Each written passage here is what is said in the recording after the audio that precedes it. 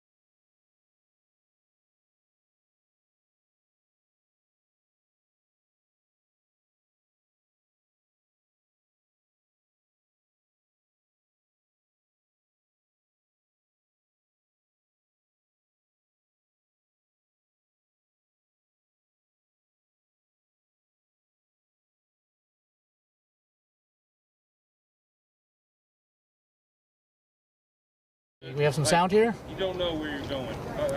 Drew, can you verify we have sound? We have sound. Awesome.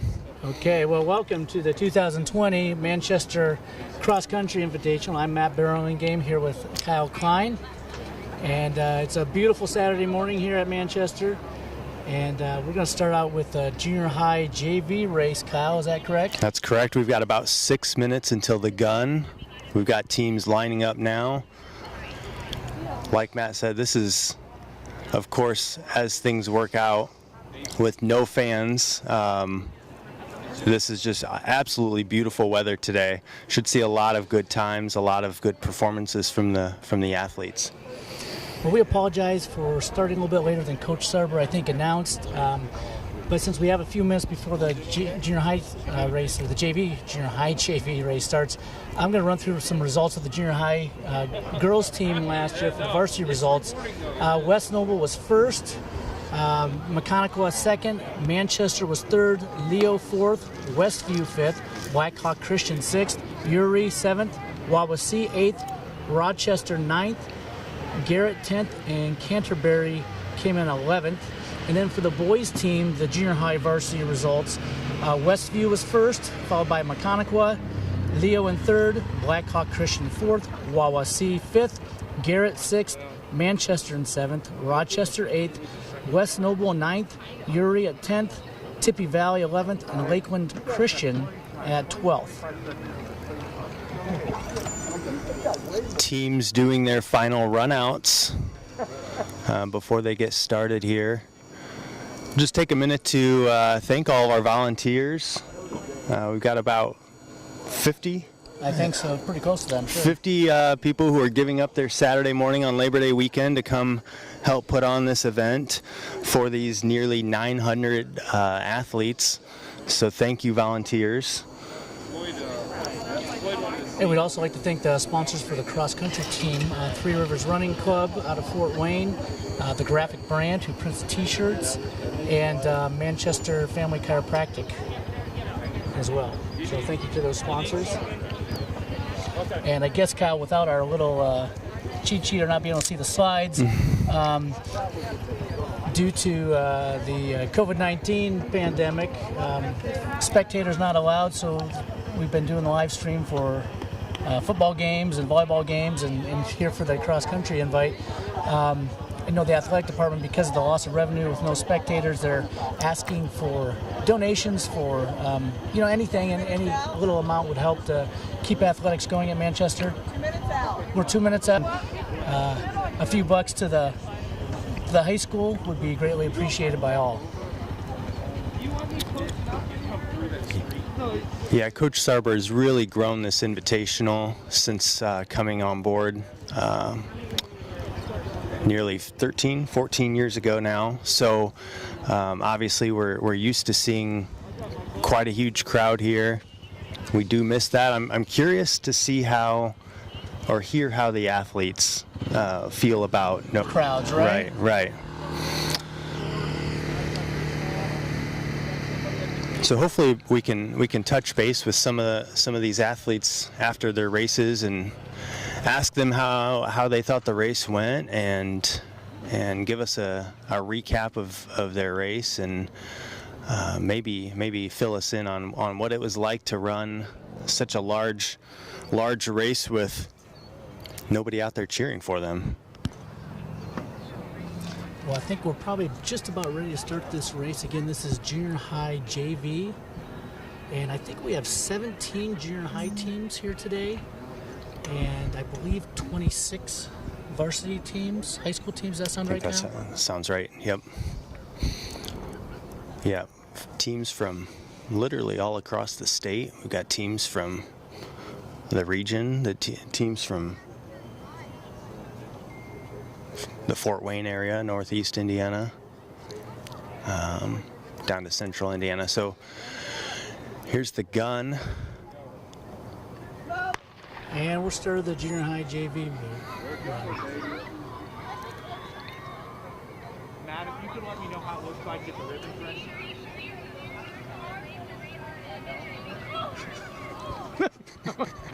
Come on, man. Let's see if I can see For those unfamiliar with the course, they do start in the northeast corner of the property and go straight out for what I would guess is about 600 meters. A good portion, so not a huge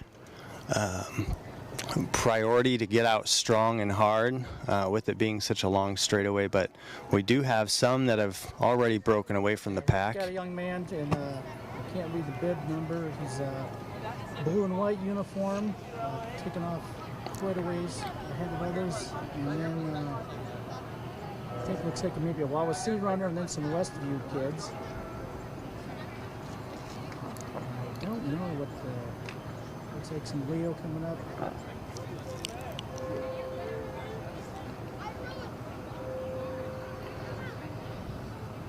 I'm not sure. Do we have any hometown Manchester kids run this race, Cal? Can't. I would have to check. Sure. We may have a few. There should be a few Squires out there.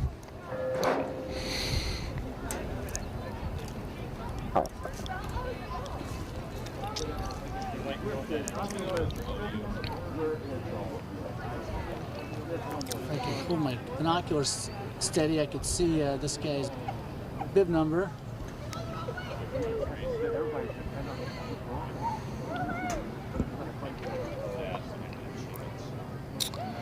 I don't remember this athlete's name. It looks like the same runner from last week who finished second at the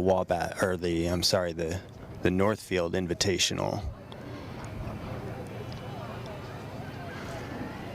So again, I wish I knew what school that was, but he's followed up by. If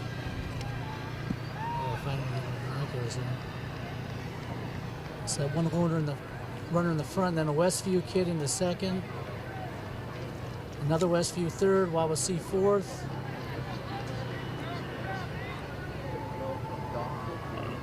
Another Westview, then Leo, Wawasee. Leo, looks like Maconaquah, a couple Wawasee kids, and then the pack. And I'm looking for the first girl to come through here. Oh, I think it just looks like maybe a girl from Leo, unless I missed one. And there's a girl from Westview, another girl from Westview. Maconaquah, and Leo. And so, Kyle, the junior high run a 3K, is that correct? Yes, that's right. 3,000 meters or about 1.9 miles. So it's basically one loop around the course, and then they cut off a little short and come to the finish line, correct? That's right. Yeah, where we'll see the high school runners do another shorter second loop. These junior high runners only have to do one large loop. So right now they're headed out to the far end of the west side of the property. And so I'm unsure what our viewers can see at home and whether or not the camera can get good footage from all the way out there, but if not, you'll see those runners coming back toward us here in just a minute as they approach the mile, or when they do approach the mile. So we'll get some mile splits here for you in just a minute.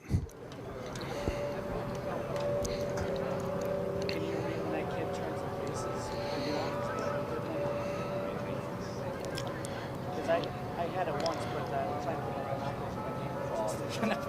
to read it with B-bounces and M-bounces.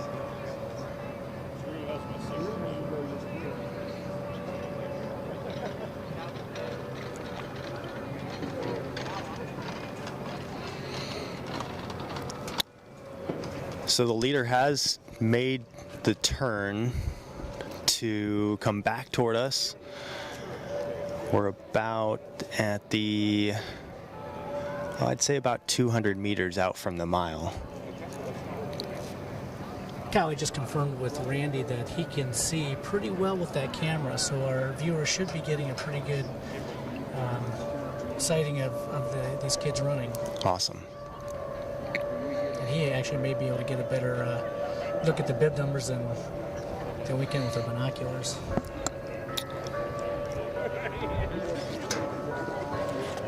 see if I can get that number for him as soon as he gets across the building there.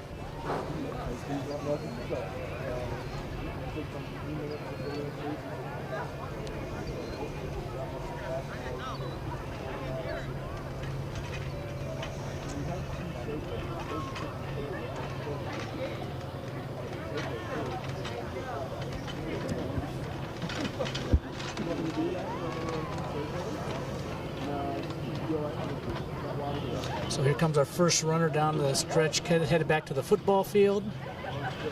And it looks like same gentleman that's been in the lead the whole time, followed by 2 Westview kids. And they look like top 3 have broke out. Did you get a bib number on that? 173, maybe 273.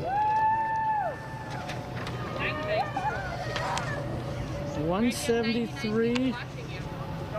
Johannes Schmidt, Lakeland Christian Academy. That'd be that. Or possibly 273, I guess. Yeah. Lakeland might. Yeah, I think that makes sense. Maybe I can get a better one here. Yep, 173. 173. So Johannes Schmidt, I believe. Yep, with 2 Westview runners in hot pursuit. Went through that mile at about 6 minutes.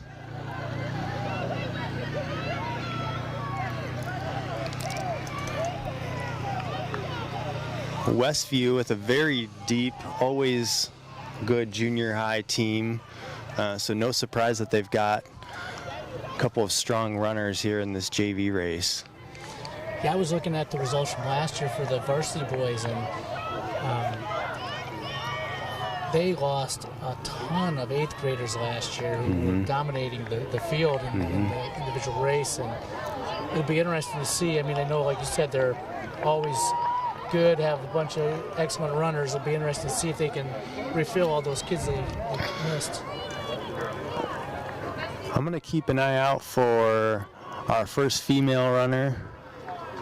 Looks like I see one here crossing the mile mark at 7:44. Unless I've missed one.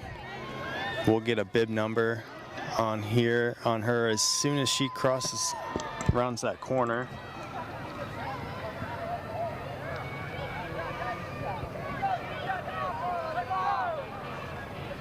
$29.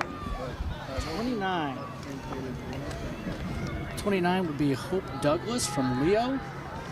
So she's our first leader, our first female runner in this junior high JV. No, I might have missed one. Oh, can't tell. No, maybe not. If not, Hope is in pursuit. She's within reach of that first and then we've female got a runner. Wawasee girl. Looks like 3rd for the girls. And then another Leo runner in 4th for the girls.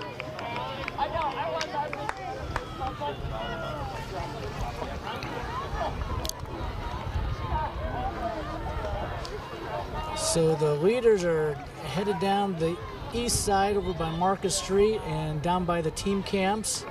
And man, he is still going. Johannes Schmidt from Lakeland, is that what we decided? Lakeland Christian, Lakeland yes. Christian is looking really good down there on the other side of the course. Seems to have pulled away even from those Westview runners that I thought were really trying to close that gap. And oh my goodness, yeah, he's left them in the dust. They aren't even close anymore. yeah.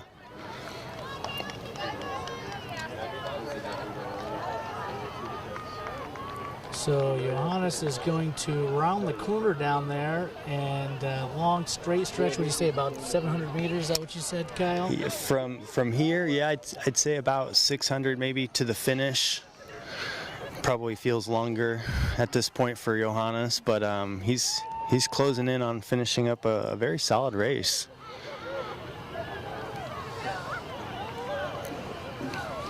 I feel like I saw his name in the results from last year, Kyle. Let me see if I can. That might check not out be the same kid from Northfield, because that kid would probably be in the varsity race. That's what I was thinking. Let's go.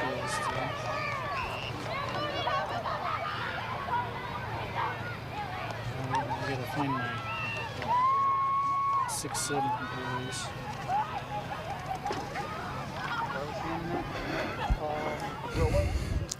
So about as soon as Johannes and the rest of the pack come in to finish, we will hopefully be able to switch cameras to the finish shoot and have our clock down in the corner so you can view your runners and get an accurate time, probably even better than if you were here. Johannes really picking it up now with about 200 meters. And we're right at 11 minutes, just past 11 minutes.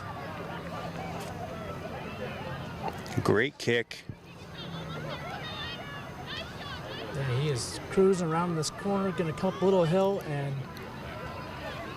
break around the corner of that storage building, and then it's about a 50-yard sprint to the finish line. Here he comes. And this is Johannes Schmidt from Lakeland Christian. What a great race. Looking at 11:42. Excellent race for Johannes Schmidt.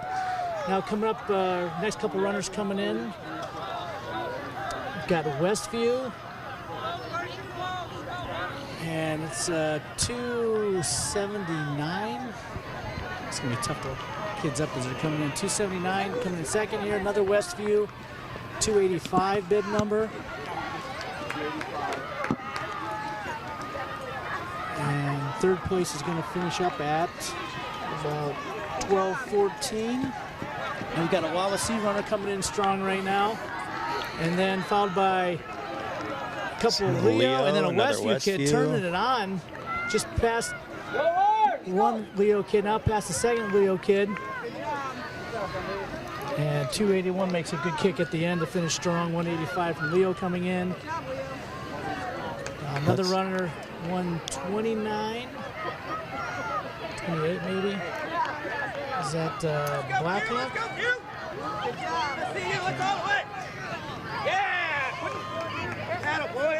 Real quick finish here. 254 from Wawasee coming in here to the finish. And now we're going to get a big group coming in. A couple more Leo kids around the corner. Third Leo kid. Just make sure you hit it. It doesn't really matter what you do. If you get a cluster, just make sure you hit the right number of times. Even if it's not exactly. Yes, Zachary Miller! 190. Yes, Zachary Miller! Get there! Still waiting to see her first girl come through. Should be pretty quick. I think I see her coming down the straightaway. 246, 197, 259, 168, 247. Here comes our first girl, 109. Yep. Can't tell what school that is, Cal. 109, look here quick.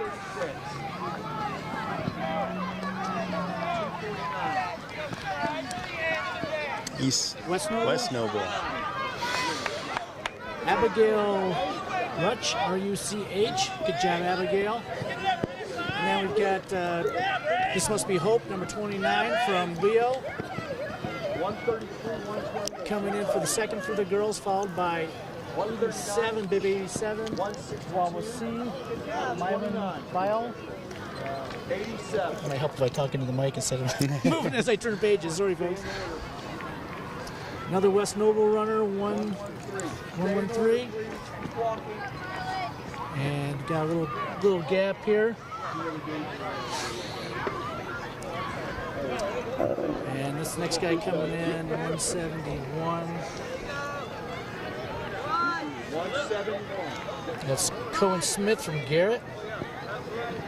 Got 284 and 252. 284 from 284 is looks like Alex another Yoder from Westview. 254, is that what you say, Kyle? Yep. 252. 252, Gabe Einen from Wawasee. Just saw 280 from Westview was Mon Miller. A few girls finishing here really strong. 120 from Leo.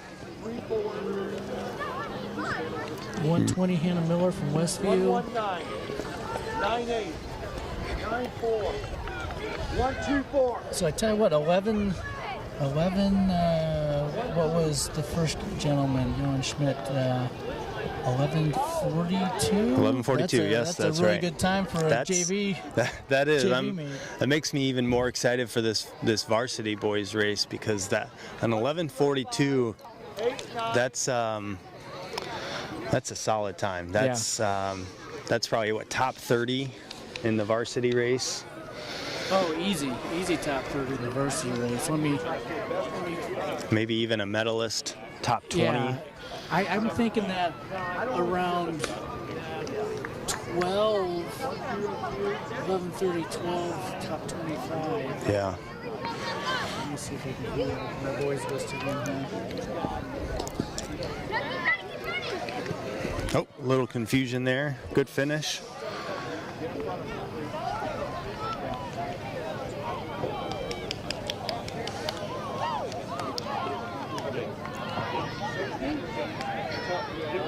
I got my pages all messed up now, Kyle. I need a stable. That's okay. I will be curious to see how Lakeland's varsity team shows. Okay, last year's results. So 11:42 would have put you at like 22, 23, 24 right in there. So right on the fringe of being a medalist. So he will get a medal as the top finisher in this JV race. The other top 20 runners will receive ribbons.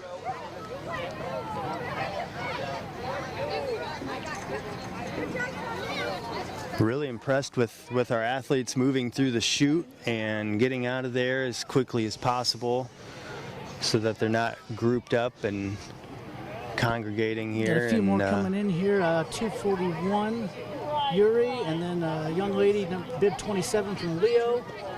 Looks like a Mechanical girl coming down the stretch now towards home. And 39. And I think this is a Manchester. Yep, 54, Manchester. Not sure what that young lady is.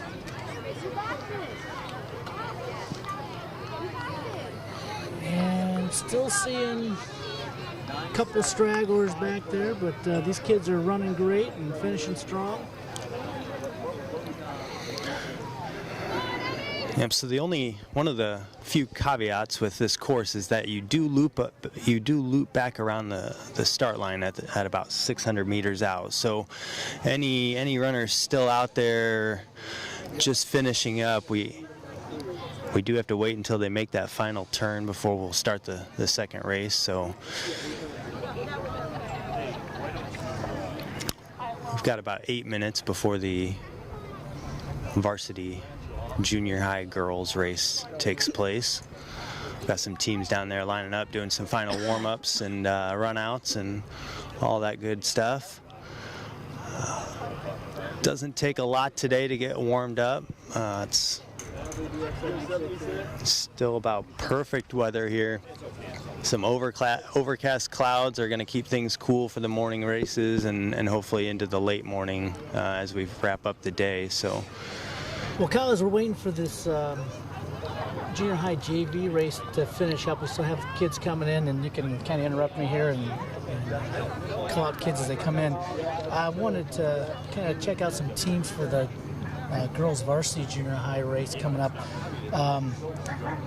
Said the team finishes last year, but I'm kind of looking at results from last year, and I kind of pulled out a couple teams. West Noble, a couple kids to watch. Trinity Parson, she's a 7th grader this year. She was 10th last year at this race, in the varsity race as a 6th grader. Her teammate, Lainey Martin, also in 7th grade this year. She was 11th last year as a 6th grader. And then they have another girl, I found, Ava Bish, who's an 8th grader this year. I believe she was 16th at the race last year. So West Noble has definitely 2 contenders right at the top of the field. and another one, Ava Bish, who got 16th last year. So they're a team to watch. Mechaniqua has had a 7th grader, Lucy Lashnowski, was a 7th grader last year, got 4th at the invite. Chloe Jordan, who was a 6th grader last year, got 5th at the invite from Mechaniqua. And then another teammate, Mia Azronio, was a 7th grader. She finished 27th. So Mechaniqua had two not really underclassmen, but I guess for junior high underclassmen, that finished 4th and 5th last year. So, and then another teammate, they got 27th. So another couple girls from the team that could potentially win this. Manchester, we had Ayla Cashdollar last year as a 7th grader, got 2nd, and Cadence Fox, 7th grader last year, was at 42nd. I think Manchester lost some kids to going up to the high school team, and also just some kids that didn't come out last year. Westview, Lynette Miller got 13th last year. Gwen Osley got 22nd, and Adeline Rainsberger was 25th. And the other team kind of wanted to throw out there was Wawa C last year. Maybe finished 8th or something like that in the girls, but 3 of their top 7 runners it was 2 6th graders and a 7th grader. So a very young team. So a young team, and they could potentially make a run. But, really, West Knoll was returning 4 of their 7 stars from last year.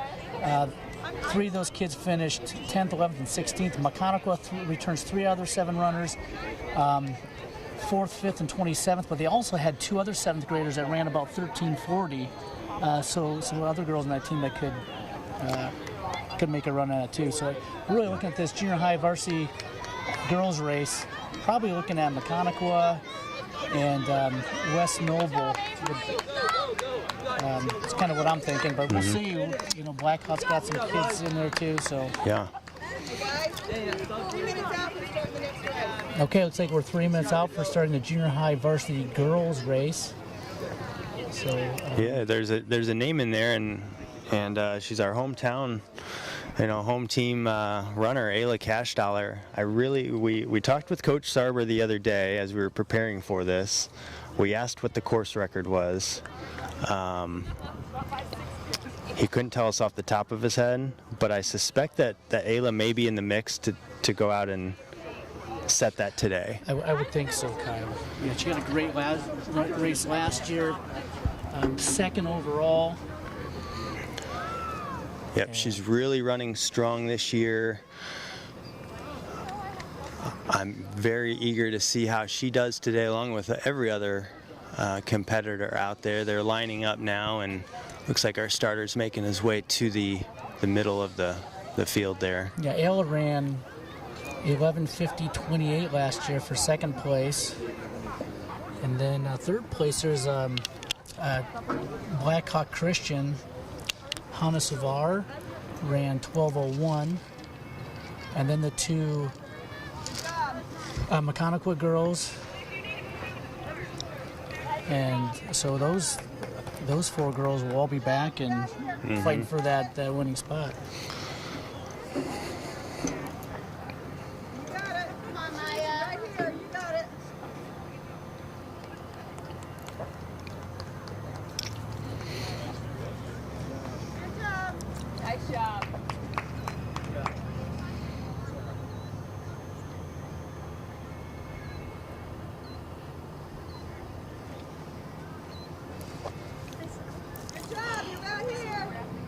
Got a few more runners finishing up here as soon as our final one, like I said earlier, makes that last turn and gets off of the that straightaway where all of our starters will be headed. We'll get this junior high varsity girls race underway.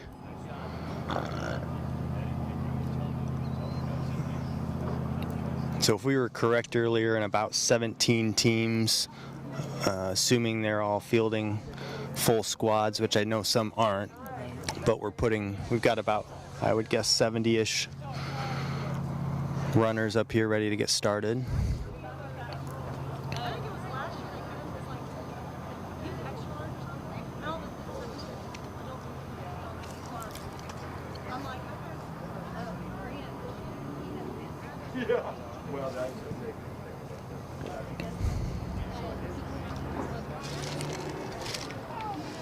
Well, that first race gave us a little bit of a trial run here for the varsity races, and hopefully we can keep our notes straight and get some bib numbers a little quicker. And I don't know if it'd be nice if maybe in the future if we put bib numbers on the website too. Oh, you know, right. so if people follow along. So the race started. This is again the junior high varsity girls, and the whole pack of them coming down that straightaway from the start.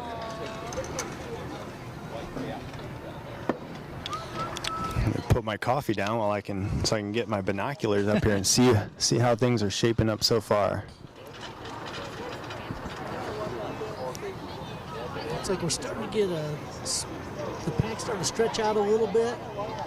And Cal, can you see those first couple Yeah, it looks like some Leo teammates in 1 and 2, with perhaps another 1 or 2 right behind them. Ayla Cashdollar rounding out the top 5 or 6. There's Coach Brian Cashdollar down there cheering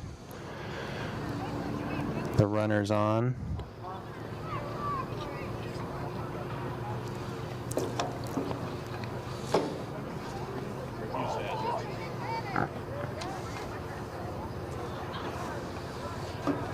All right, Kyle, I've got the bib list here.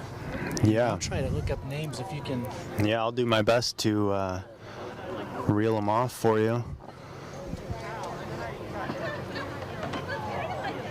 I can't remember how Coach Sarver said these are, how they were organized. Bib number 7 is currently in the lead with Ayla Cashdollar. Okay, 7 is Hannah Savard from Blackhawk Christian. She's the girl that we mentioned that was 3rd last year, I think, right before, behind Ayla. Starters, do you know if there's any runners left over from the first race out there anywhere? One girl is coming down and I'm going to try and get a number on that, what I believe to be a Leo runner in 3rd. It looks like there's a pack of Leo girls down there cheering, so One of the girls I saw from one of the results, Rowan Norris, had a good time or two. yeah, so after the top 3, we've got runners from, looks like McConaughey, another Leo. Perhaps West Noble has a pack of 3.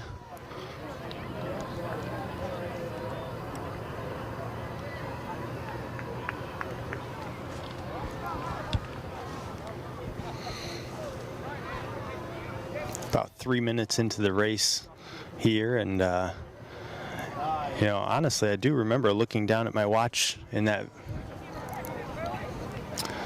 JV race about that time, and I feel like our leaders were about in the same spot, so perhaps on pace for a mid-11 finish today.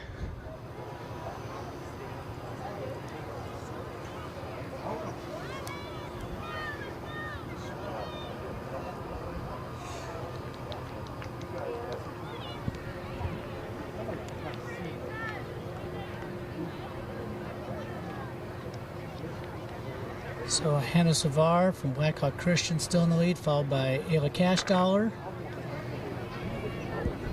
And Leo, McConaughey,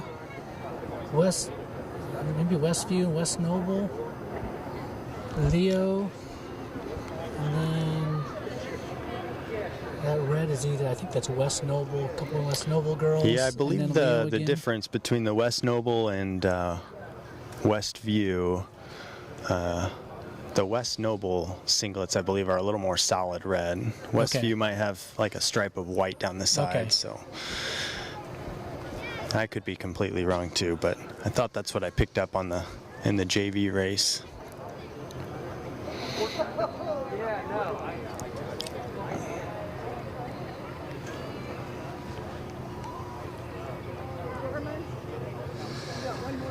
So we're right at, I was going to say 5 minutes, but looks like the clock is not running right now. Yeah, at least that one is. Yeah, we're closing in on 5 minutes here, and it looks like who was that runner that finished third last year? Savard from Blackhawk Christian. Let's see if I can get eyes on here as they come by the concession stand. Special thanks to Craig Briner for giving us these awesome binoculars. Yeah, these are about 10 times better than what I brought. Mine too. So yes, I will echo that. Thank you, Craig.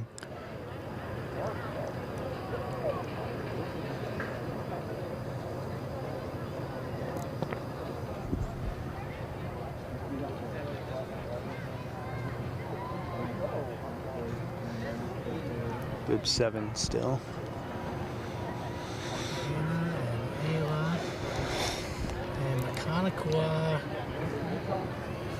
Can you read that bib number, Kyle? For Mechaniqua? Yeah. 41? I saw 108. Yeah. That was 41? 41. So that's Chloe Jordan from Mechaniqua. And then 108, Trinity Parson from West Noble. There's another name that we mentioned at the beginning of this race. The leaders went through the mile at about 6 flat. And they are really moving now. I feel like I saw a considerable shift with both of those top 2 runners where they just really shifted gears there. Ayla Cashdollar about, maybe 10 meters behind with Mechaniqua. Leo. 121 is Lynette Miller from Westview. 47, Leo. Dalen Schrock. Got a really good chase pack here of about 3 runners that I think have their eyes set on catching third place Mechaniqua. She's running strong. They all are. They're looking really good this morning. A little over 7 minutes into the race. Looks like Ayla has caught up to Savard there in that little downhill around the edge of the baseball field, and they're running side by side pretty much down past outfield. So good job to Ayla for gaining some ground there. Yeah, this is shaping up to be quite a fun last few minutes of the race. And these other kids coming past the mile mark are maybe 7:45. So. Pushing 8 minutes. Sun's coming out a bit. I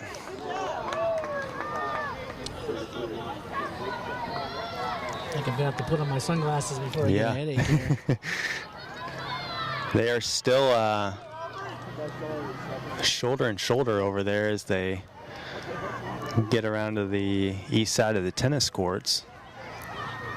Just a few more turns left in this race.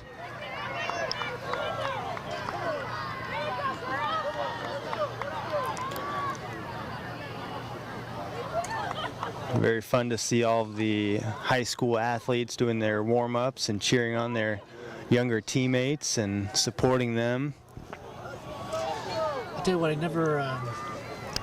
I had never been to a cross-country meet ever until my daughter ran in junior high several years ago. She's in college now, so it's been a while. But the first thing that I noticed that really stood out to me was how great all the fans and all the kids were from other teams, that everybody's cheering for everybody, you know.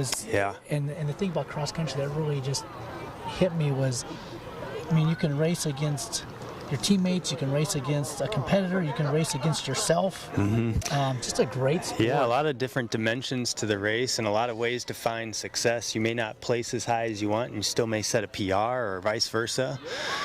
And like you said, just the sportsmanship in cross country is unmatched, really. You see everybody rooting for everybody. It's really a neat thing to see and experience, and they are. Hannah Savard and Ayla Cashdauer turned the corner on the far end of the course and back to about the starting line, and Hannah Savard picked up a lead again on Ayla. You say about 10 meters still? Yeah, I would think so. So Ayla closed that gap there. They just hit the 10-minute mark, so we've got about a minute left in this race, maybe a little bit longer. They're about 400 meters out at this point, so. Third, we've got the mechanical girl, Trinity Parson, and then, oh no, Trinity Parson is West Noble, I think. We got mechanical on third, West Noble fourth. Take Westview fifth, Leo sixth. I don't know if you heard all that because I was holding my microphone way off my face. I feel like Ayla's trying to close that gap. Yeah, she's gaining a little bit of ground. She's running out of time here, but it's down to about 5 or 6 meters. They're both looking strong. We'll see who has the best kick. So Chloe Jordan from Mechanical is in third. Ayla has just taken the lead with about 100 meters left. She's gapped. Ayla with the burners on, just blew past Hannah Savard, and she's looking strong coming in, and she's going to win this. Chloe Jordan from Mechanical is coming in third. 11:36 for Ayla Cashdauer in the victory. Chloe Jordan from Mechanical, third here. 108 from West Noble, I believe that's Trinity Parson. Trinity Parson, yes. 121 from Westviews coming in. What's this fourth? Lynette Miller. 37 from Leo. And 37 from Leo. Edges are out. Edge right at the end. That was Eva Wagner. Good race, ladies. And then this looks like another West Noble. Was that 104? 104 and 32 from Leo, I believe 104, again. Lainey Martin from West Noble. 32, Rowan Norris. Number 99 from looks like West Noble. 99, Addison Cordes. And another West Noble, 96. That's Ava Bish. A couple of Mechanical Braves, 43 and 40. That'd be Lucy Lushnowski and Samantha Jones. 36 from Leo, Emma Swigert. And it comes our first Wawa C runners at 84. Can you see that, Kyle? 88. 88. Mia Hodgson. 117 from Westview is Kiana Mast. 60, number 90, and number 100. They're coming in quick now. I'm not going to be able to keep up. Finishing hard. You won't. 92 from Wawa C, Lydia Stuckey. 31 from Leo. Well, I'm going to lose it now. Blackhawk Christian runner coming in.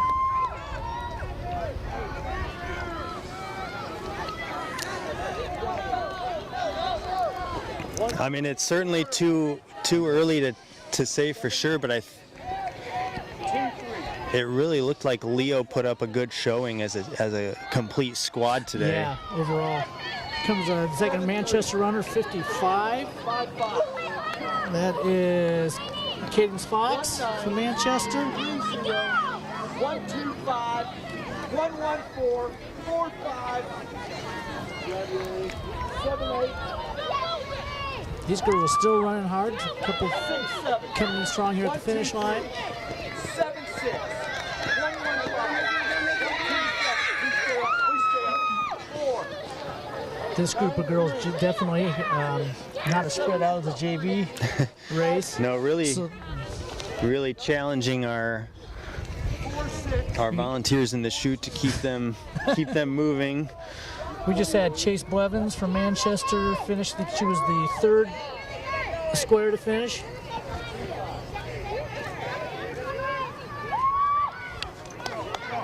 Time right now looking at 14:35 approximately. 75 from Leo, Ava Minix. Oh, that's not right. That wasn't right. Bib number 14.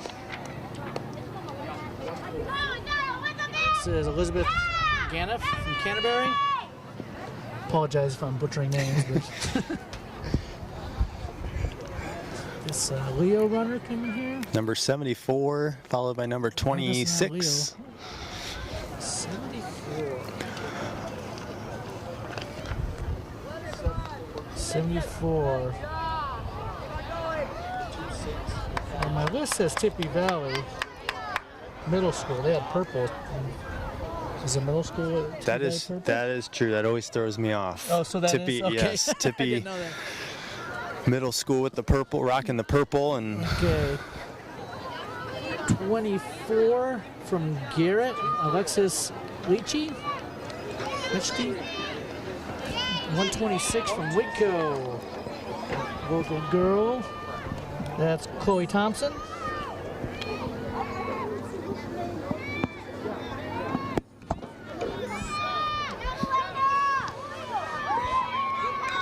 Nevaeh Fitzcharles from Garrett.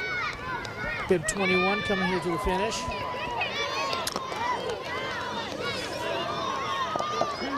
Scanning the course, I don't see many runners left.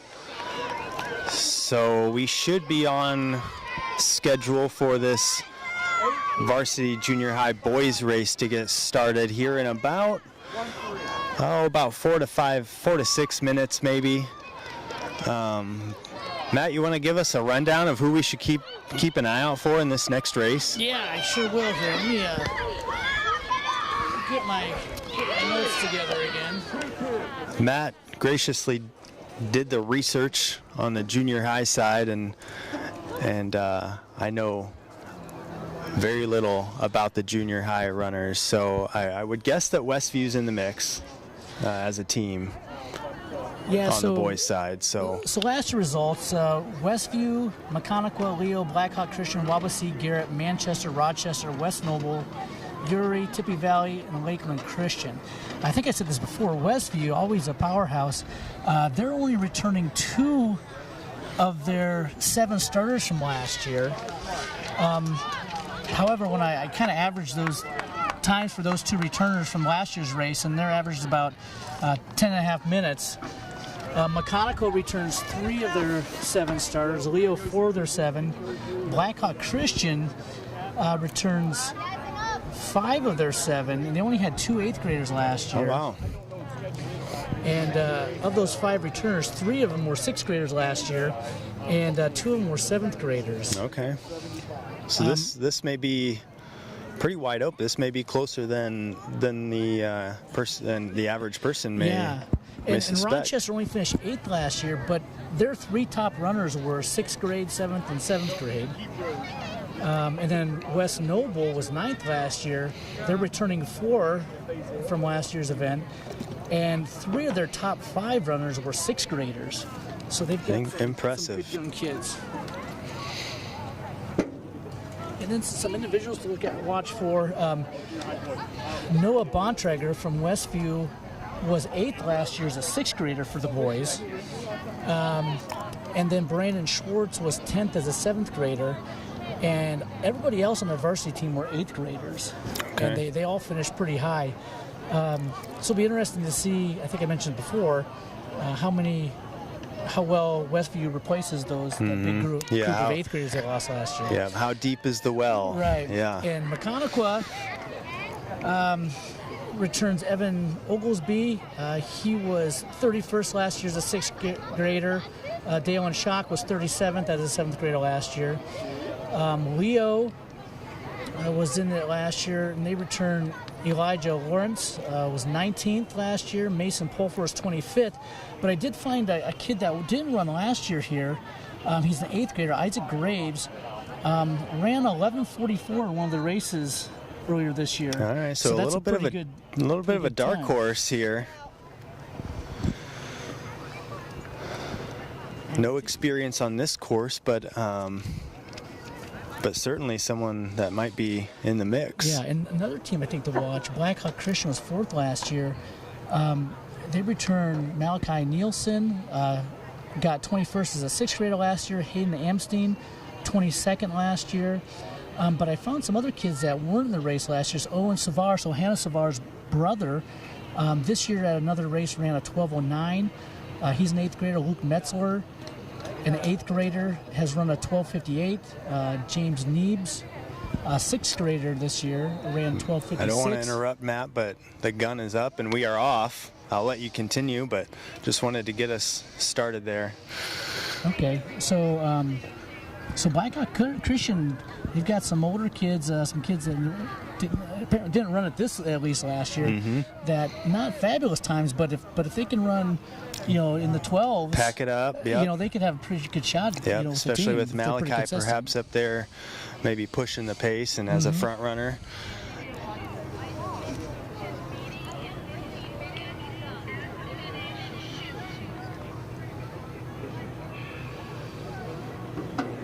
And I'm going to get my bib list again, Kyle.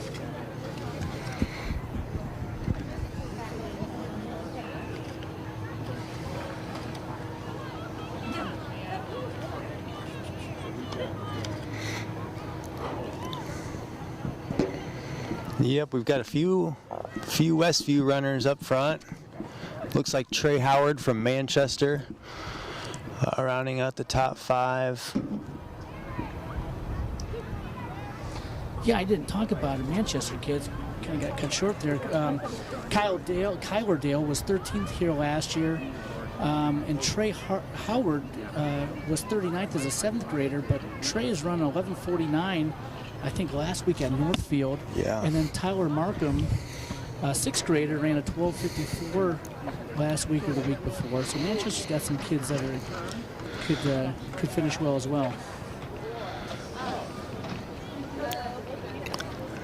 Yeah, everything I've heard while we're on those Manchester boys is Trey Howard put in a pretty solid summer of training, and it's really shown early on this season as he finds himself in 3rd, splitting up a few Westview athletes there. And certainly the advantage here on his home course, so can never be discounted.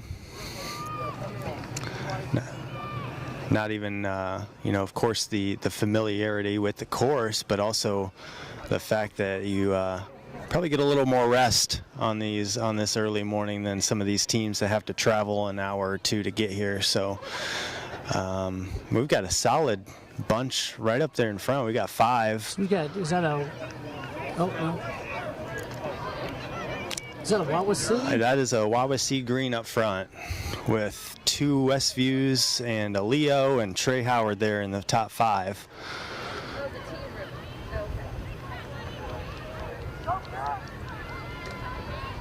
Kind of a lone runner there in 6th. And looks like a Blackhawk Christian runner.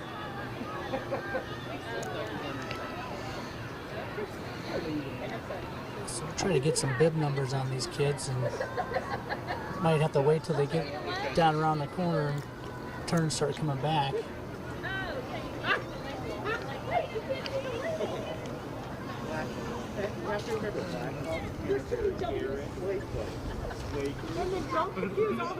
So Kyle, that first runner was a Wawasee, is that correct? That's correct. I know where the 3 W's are. Let's see if I can maybe figure out All right, what it is. number 1, Blake. This is boys. Yeah. I'm gonna see if maybe we can get him out here. Maybe during the girls' race or something like that. Looks like they might have results. Check in real quick. Kyle's going to go down and see if he can snag a cash dollar. And I'm looking at the Wawasee roster here. I'm trying to find a name that looks familiar.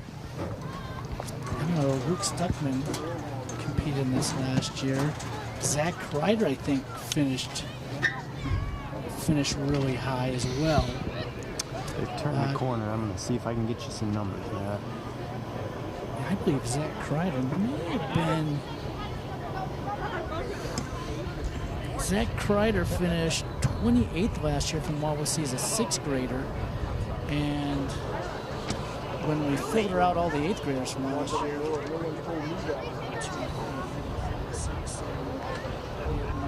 that puts him at 10th of all the 6th and 7th graders that ran last year. So he is a kid that could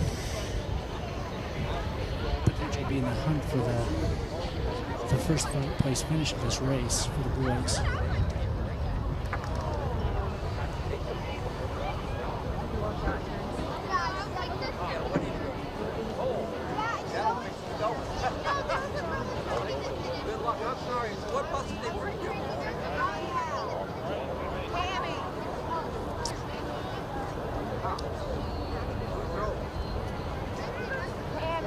We have a different leader right now?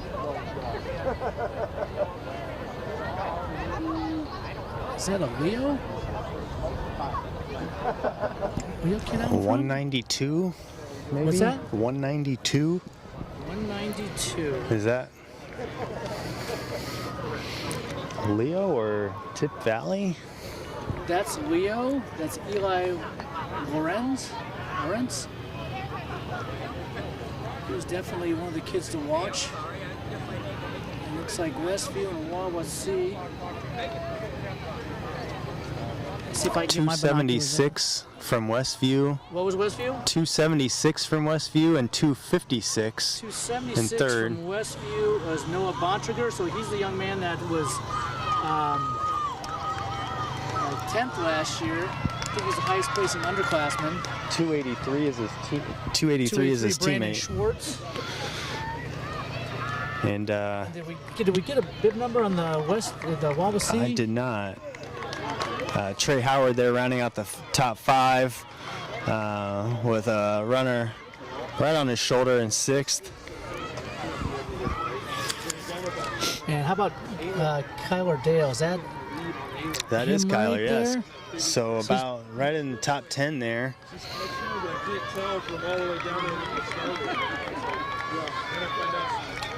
Taylor Markham there from Manchester.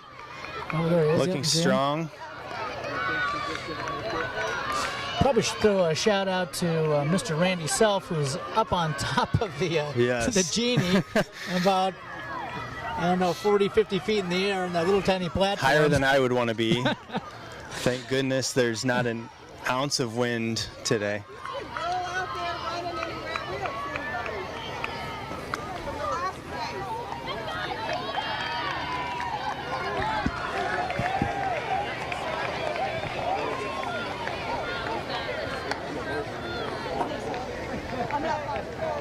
Got it?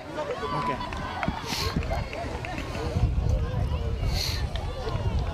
So somebody's got a drone out here now, Kyle. All right. Be pretty handy to have. What we need is a few more people on the course with walkie-talkies and spotting for us. Yeah, that'd be great. Write that down. We will be back here for sectionals. Hosting sectionals for the first time in a long time. So we're excited for that opportunity. We're a little over 8 minutes into the race now.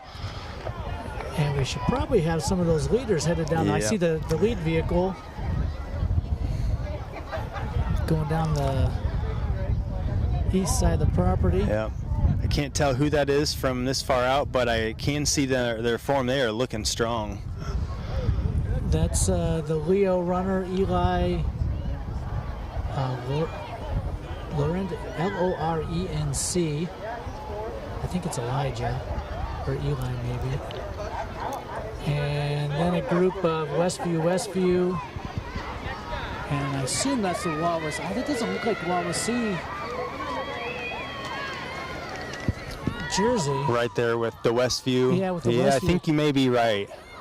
It looks like a black uniform.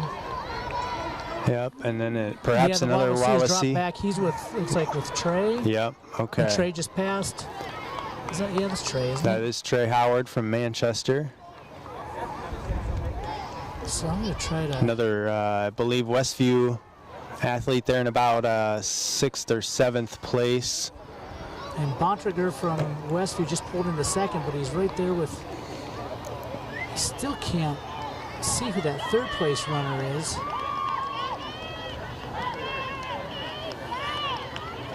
So black or blue, dark blue jersey with a blue stripe or white stripe on the side. Yeah, I can tell the last 2 numbers, but that's not going to help us much. I can't hold my binoculars still enough with one hand.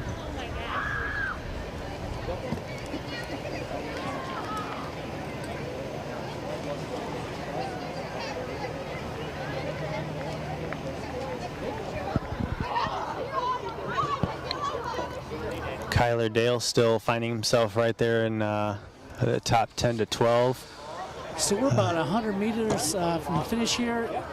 Eli Lawrence from Leo is coming up, but Noah Bontrager from Westview is coming in strong, but he's not going to catch bid number 192 from Leo. With a time of 10:37. Second place in 10:41. And then 2:21. Is this Rochester? That's a Rochester, From Rochester. 2:21. 2:21 kind of came out of nowhere. Grant Bailey from Rochester, 3rd. Westview, 4th. Oh, it's going to be a close finish between Trey Howard. Trey Howard with a 5th place finish. Very close there. 47 from Mechanical coming in right now. That is...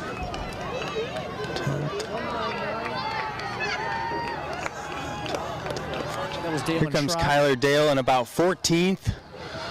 Finishing hard, trying to catch one.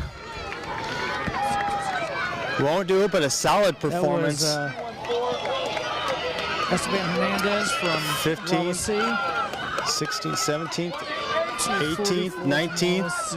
There's our top 20 finisher. Now we got a bunch of kids coming in now. Here comes another Manchester. This Taylor Markham Taylor here in Markham. 26th. He's going to come in as sub 12. Good job, Taylor.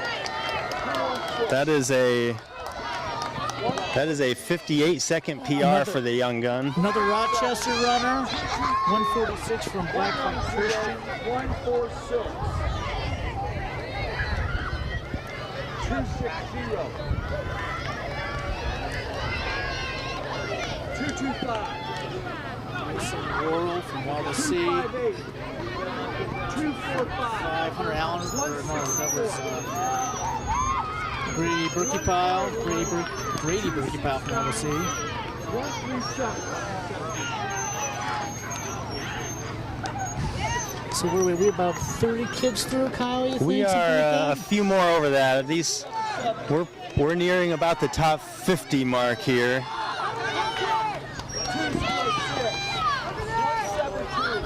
232, 208, 159, 240, 157. So these times look about the same, similar to what was run last year. Do you remember the first boy that came through from Leo, what his time was? About 11:36. Really? Can that be right? No, last year the top runner was Maybe 10:36. 36 maybe. I know Whitco runner 286. I know I said it aloud, and yet I still can't remember.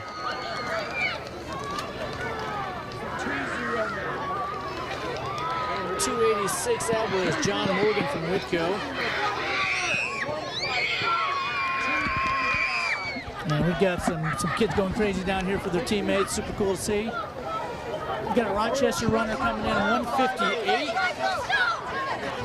158. Let me look up who that young man was. Okay, thank you. That was Connor Bowles. And another runner finishing strong here, 174. Not sure what team that is.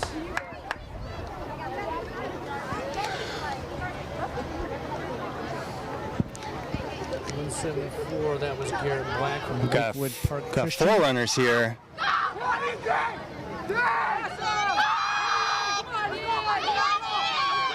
A few teammates there battling it out at the end. Way to push each other there at the end. You got to keep moving through the chute. Unfortunately, no time to rest too much. Keep walking. And 233 from Tippy Valley is Keegan Tigner. Come on, Garrett, push it, push it, push it. Nice job, Jeff. Another Rochester, 224, Leandro Javier from Rochester. A Canterbury runner, 153. 153 from Canterbury. Charles Wakanama. There you go, pump your arm. There you go. There you go, hold it, hold it. 179. Nice job, man. And still straggling in here. We've got a few more on the course. But a pretty good, pretty competitive run with those top 5 or so. Although the Leo kid kind of ran away with it. Pulled away there at the end, but otherwise a very competitive, close race.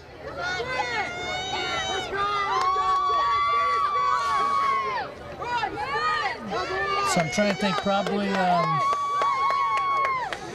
what do you think for the team results of this? Oh, that was kind of close. Westview had, I think, 3 in the top 6 or 7, at least 3 in the top 10 if I remember correctly, but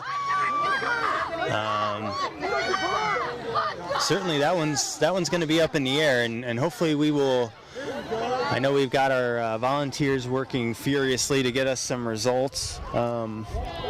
As soon as we have those, we'll share those with you, both for the girls' side and boys.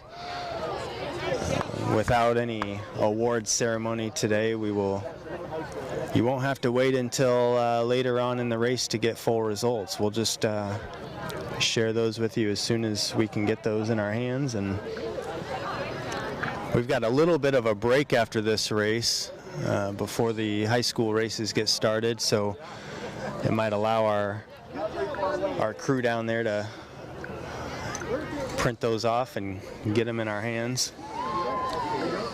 Yeah, Coach Sarber's having the high school team coaches meeting right now, and Mr. Self came down from his perch to take a break, which I don't blame him. Grab himself a donut or some coffee, perhaps. Athletes. Lakewood Park Christian finishing up here, 178. First time. Good. And that's Bryce Page from Lakewood Park Christian.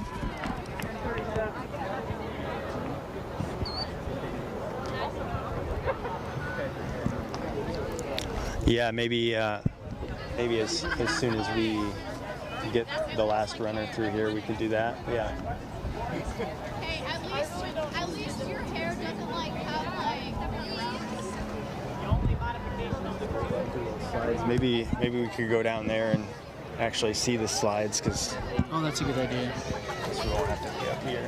I'm going to change my battery out between. He said I've got 1 bar left. I think he said he thought we had 2, so he might be okay. I'd rather make sure. All right, we've got a Wawa C runner coming in here. Oh, no, that's Tippy Valley. I'm sorry. And 229. Aiden Bowers. Pushing through the finish line. Good job, Aiden. Good work, Aiden. And I think I see one more runner out there. So it'll take him a few minutes to get in here.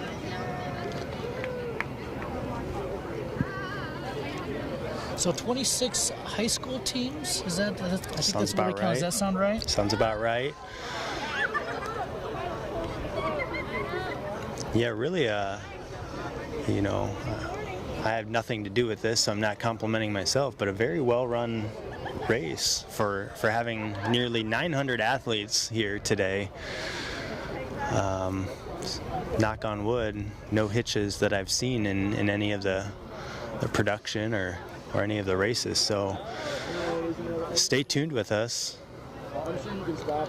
while we prepare for the high school races. We'll start off with the girls' varsity race, boys' varsity race after that, and then we'll have a couple of JV races before we conclude the day.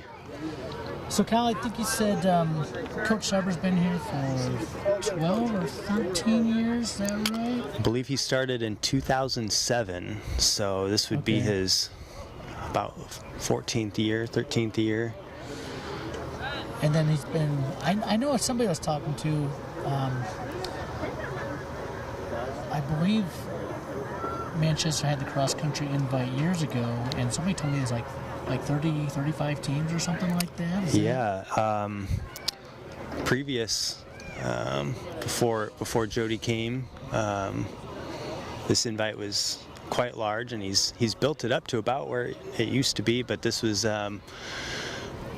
always held the week prior to postseason, so the course is now a little bit different. I actually ran here in high school, and this is always my favorite race to run because you're kind of in some pretty good shape heading into postseason, and the course was fast and the weather was cool, and it was nearly a guaranteed PR here. So we've got perhaps our final finisher here. Looks like number a Rochester. 222 from Rochester. Yeah, Logan 4. Good job, Logan.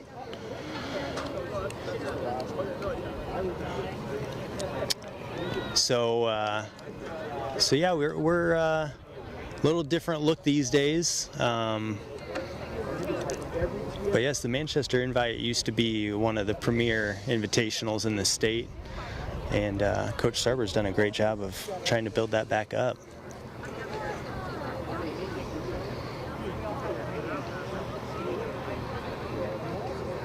So I believe that was our last. I think you're right, Matt. The last run for the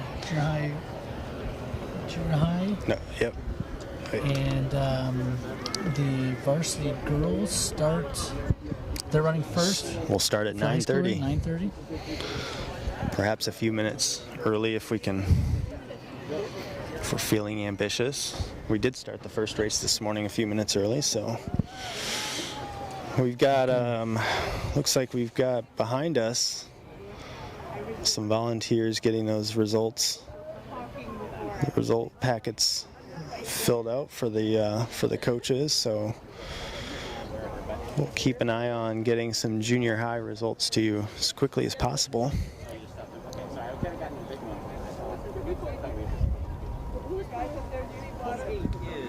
I'm okay. You guys good? Cal, Did you happen to grab the boy to interview? We know Ayla, obviously. Yeah, no, but who was it? It would have been a Leo boy, I believe. Yeah, yeah, Eli Lawrence. Yeah, you could. If you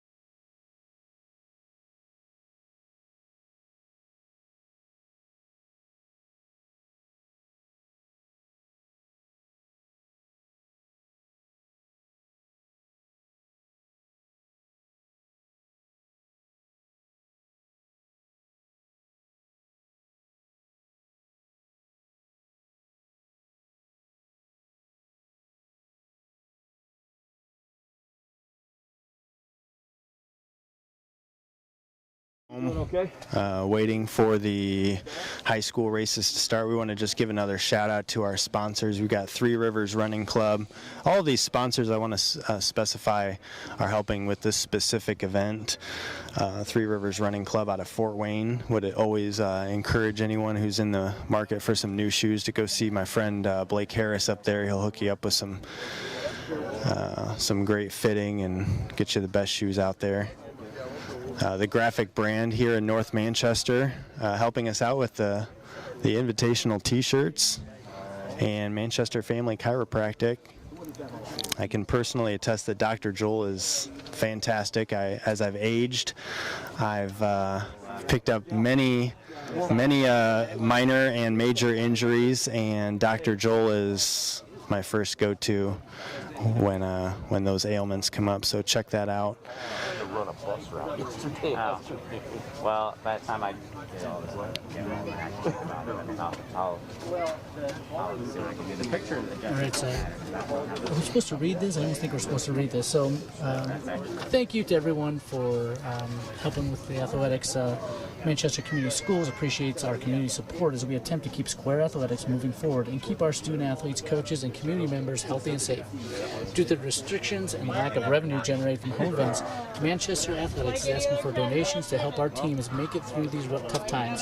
Anything you can donate would be greatly appreciated. So again, as we said before, probably if you want to drop something off at the high school or mail to the high school, the address is there, 1 Squire Drive, North Manchester, 46962. Well, I'm glad the IP address and stuff worked, because when I tried to put an IP address in, they wouldn't accept it. So there were a couple other fields. So we've got our race schedule up on the screen now. We've obviously completed the junior high races, and they helped provide us some great excitement. So we are preparing now for the high school races. We're about 15 minutes out from that varsity girls race, and then we'll work through the varsity boys and the junior varsity girls and boys races before we conclude the day.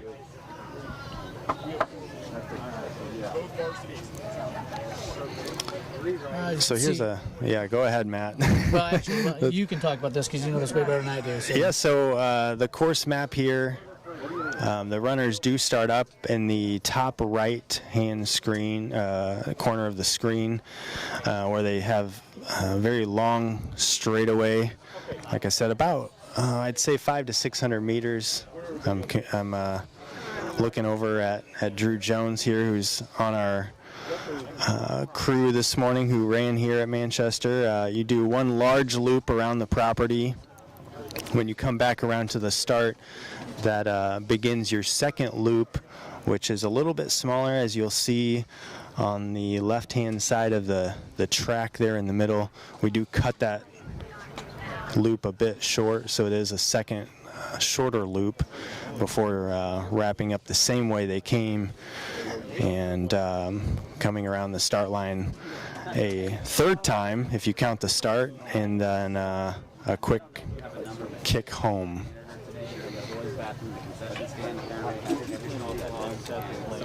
So it just shows a list of our teams again. I think I counted 17 junior high teams and 26 high school teams, and from all over the area. Kind of looking at the high school list now. Maybe 10 more teams. Bluffton, Calumet, Columbia City. We got Ayla. Talk to Randy. I don't know what camera you're on. We got Ayla, and I'm getting the boy. Valpo. Do what? Came down for the meet. Penn, Mishawaka, Marion. Okay. I was going to say there's East Louisville will be in the high school race. Wasn't in the junior high race. Fairfield, Fremont. I can go up a little bit here. We've got, we are lucky enough to have a few of our runners from the junior high races. We've got Ayla Cashdollar on standby, who we would love to interview for a few minutes. So we're going to get Ayla here on camera. Are these your mine cameras? We'll try and find the best spot. We're going to continue to come back here. Is it okay there? We're good here? That is awesome. Ayla, last year you finished second at this race. I hear you don't like doing that very often. So, what was the mindset going into this year's race? You're an 8th grader, so the last one of the few times you'll run this 3K course. So, what was the plan today? Well, I was just gonna try to get a good time, and my coach said that there was probably gonna be some girls around me, but I didn't really expect them to be in front of me, because that's usually not the case. But I just wanted to get a good time. I didn't really expect to win, but I guess it's good. Yeah. Yeah, you. From what we could see up here in the bleachers, you were in second for, I'd say, about 95% of the race, a good portion of it. You kind of kicked it in there at the end. Yeah. What was your thought process? Well, I thought, okay, I'm gonna be mad at myself if I don't give my all at the end. So I just decided to sprint it in at the end, even if I wasn't gonna get her. Great. Your older sister Cambry runs in for the high school. Yeah. She has yet to run. Any words of encouragement as you come off of a first place finish? Are you like, all right, throw it down? It's your turn now, right? Well, I just say that you might as well give it your all because you're not going to do anything else today. Yeah, that's right. You're all finished for today, and so now you've got the easy job of sitting back and watching. So, cool. Well, congratulations on the victory today, and good luck the rest of the season.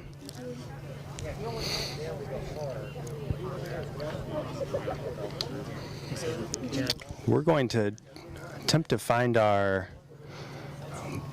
boys from Leo. Hopefully get a few words with him. Yeah, I think Coach Savard was going to try to track him down, but I don't see him staying around anywhere. So.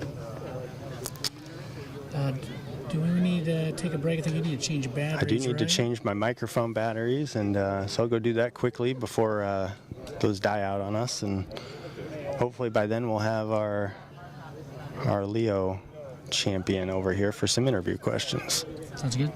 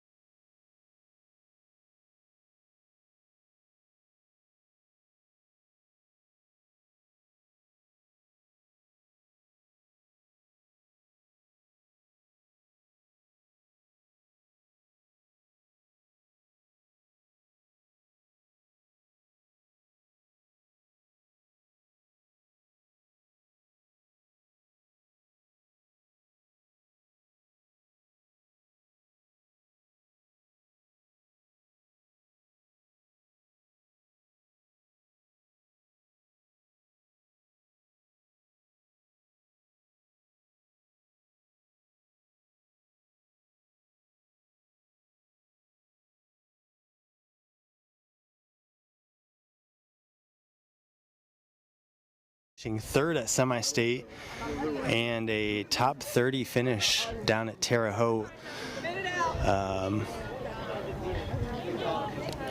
But despite all of that, a little bit of a wrinkle in things is I believe this is Madeline's first race of the season. So we'll see if she has to knock some rust off or if she's good to go. Lexi Allen is a senior from Culver who finished high in last year's results, also found herself at the state meet.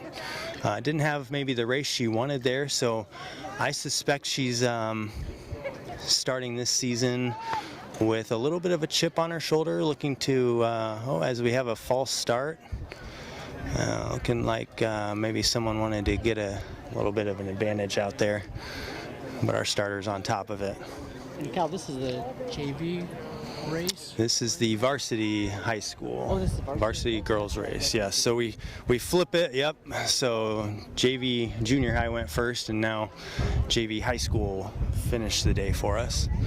You're going to try to squeeze Eli in here once this race starts? Yeah, so we've got the winner. Keep an eye on things while you're interviewing him. Sure.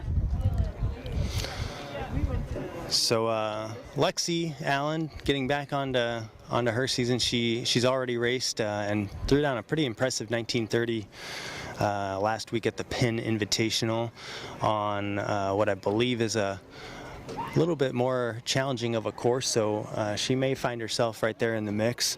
Lauren Walden, Southside, she was a semi-state qualifier as a sophomore, and just another runner that brings a good deal of experience in today's competition. I wouldn't be surprised if she was able to piece together a top 5 finish after missing out on that here last year by just a single second. The Archers have managed to get a handful of races in under their belts in this young season, so that could help Lauren out as well. Victoria Claibon, I hope I'm saying that right, is a sophomore from Northrop. She's looked strong this season after a little bit of a tough 2019 postseason, but she's already sitting in those mid-19s, so I expect her to be in the mix. Hometown runner Josie Briner's a sophomore here at Manchester. She's been unchallenged in the first few races of the season, but I think she's looking to build on that early season success. Wouldn't be a bit surprised to see her race well here at home and potentially earn herself a PR as the conditions are right for that. We're underway in the girls' race. Matt's here. He's going to hopefully help me get some names as they thin out just a little bit. And then one last individual I'm going to keep my eye out on is Chesney Miller, who's a freshman, who won the junior high race last year as an 8th grader. Now steps up to the 5K distance, and from what I have gathered, she's not missed a beat and seems to be transitioning well to that distance. So just a handful of names there to look for as we get things started here, still on that front straightaway. So Cal, are you going to hop down and interview our boys varsity junior high winner, Eli Lawrence from I Leo? will. And how kind of season that interview? I'll kind of keep us updated on we don't have Eli going right now. We don't have Eli on camera, but Eli, you won today's race. Basically, start to finish, you were out in front. Tell me about today's race. What did you feel about it? And what were your thoughts? My ankle was hurting a little towards the beginning, but it went away and I picked it up. Good. So a little soreness there, but it loosened up for you, and I thought there were times that you might be challenged there, and then you seem to respond each time. Is this your fastest time of the season? Yeah. Oh, okay, excellent. So a season PR, and remind me what grade you're in? I am in 8th. Okay, so last season of running the 3K, you'll be running the 5K here next year. And what was summer training like for you? How did you prepare for the season? I just went and ran trails and roads and stuff. Good, good. 3 times every week. Awesome. Well, congratulations on the win today. We will look forward to seeing your season continue, and hopefully you'll have some more success. Thank you. Yeah.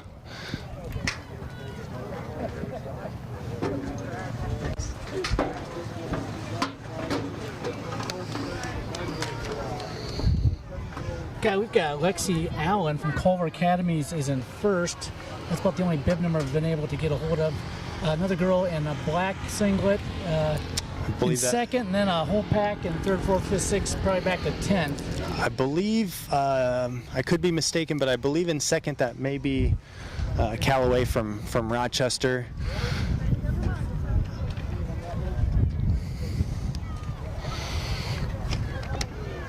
Rochester as a team should find themselves in the mix for a solid finish, led by Callaway. Although they lost their top runner in Mallory Hyatt last year, who's now running at the collegiate level, I don't suspect that the Zebras will miss a beat, as they look like they're returning a pretty deep squad.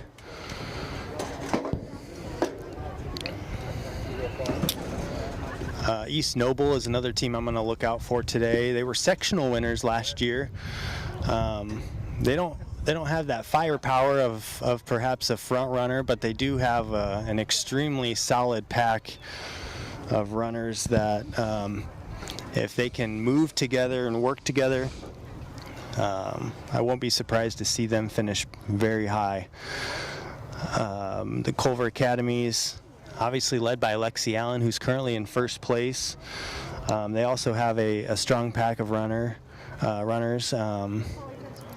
Coach Chastain over there seems to have a deep squad year in and year out. So despite graduating 2 from their top 5, that probably doesn't hurt them as much as it does some squads. So, and then one last one, obviously the home team, Manchester Squires, admittedly not as deep as in years past, but with Josie Briner, the young sophomore, who is their front runner, along with maybe some good races from Cambry Cash Dollar and Anna Markham, they may find themselves right there in that top 5 once again this year. So they are returning back our way from that far corner, and here in just a few moments we'll have some mile splits for you. We'll see if Lexi Allen is still in the lead, and we'll find out who may be chasing her down. Looks like Lexi Allen is still in the lead, and kind of the last I saw, Josie Briner was probably in the top 15, hanging right with that bigger pack behind the first couple girls.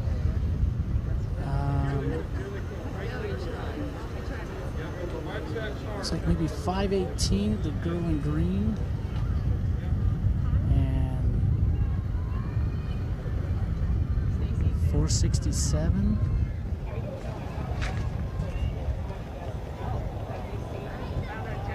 Yeah, 4:67, Madeline Callaway from Rochester. Can you see the girl that's running right with her, Kyle, who that is? I should be able to. They're shoulder to shoulder right now. As soon as they turn that corner, and we'll hopefully get a view of that, as Lexi Allen's probably got a solid 60-meter lead. 5:18's in third place. That's a Valparaiso. Right? That's a Valparaiso. That's a Valpo girl? Yep. Couple of Valpo. 18, Cheyenne Stock from Valpo. And what about that orange? Just catch who that was? Orange may have been a Northrop. Oh, that could be girl. Northrop, yeah. Josie Briner, as mentioned a few minutes ago, hanging right in that top 15. Solid start. And just an endless stream after that. So in these bigger races, it's even a 5-second improvement can pick up just a lot of points for your team. So Trying to pick out Manchester's second runner.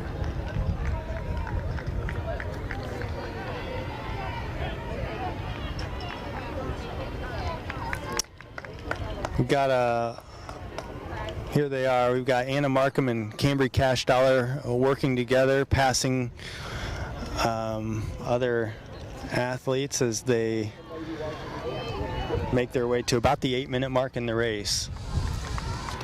Cal, where was our leader at the mile split? Great question. I forgot to look.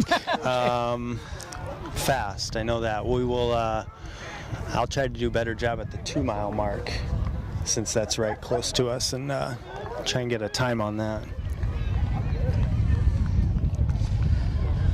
Every race, I'd say, look at the mile mark and then take a peek over at the clock that is literally right under us, and I forget. Four races in a row. So. Well, I have to say, Cal, we couldn't have asked for a better day for this. The sun has come out, but it's not very hot yet. It's still pretty cool. Mm-hmm. There's a gentle breeze, at least up here in the bleachers. That probably, I would assume, is not much of a factor for running, but yeah, keep the athletes a little cool, and it should be a good day for running. Yeah, as I think just the way 2020 goes, of course we have beautiful weather here, and we've got most people at home watching and unable to be out here with us. That's true. So Lexi Allen is down that back stretch already, about ready to round the corner, and she is cruising. And she has opened up a considerable gap between second place. That's the young lady from Valpo. Was it Schrock? I think the name was. And then another big gap, a similar gap to, I'm assuming that's Callaway. Mm-hmm. Was it Madeline? Yes, Madeline Callaway. Yep. From Rochester. And then orange and white, which we think is Northrop. And then a white jersey coming in, that'd be, what, 5th? And then maybe Leo and potentially another Valpo runner. Yeah, as mentioned earlier, so these athletes have another loop to do. The junior high would be finishing here, but the high school runners will go out for another abbreviated loop. So we'll see them come by a little closer to us, back again, and then just a short 400-meter dash here to finish. Try to catch a number on the 4th place runner, in orange. I think I see a 9 as their last digit, but it's tough to see from this angle. It's kind of a light blue or lilac in 5th.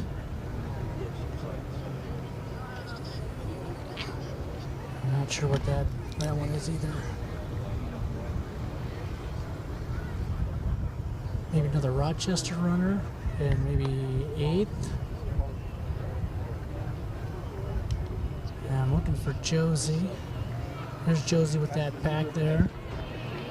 Maybe still in about 15th or so.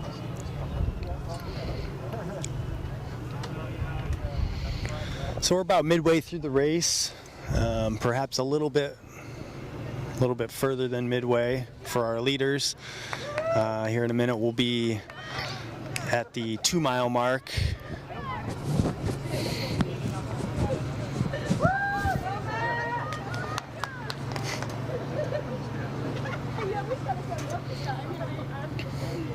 Lexi Allen still with a very comfortable lead.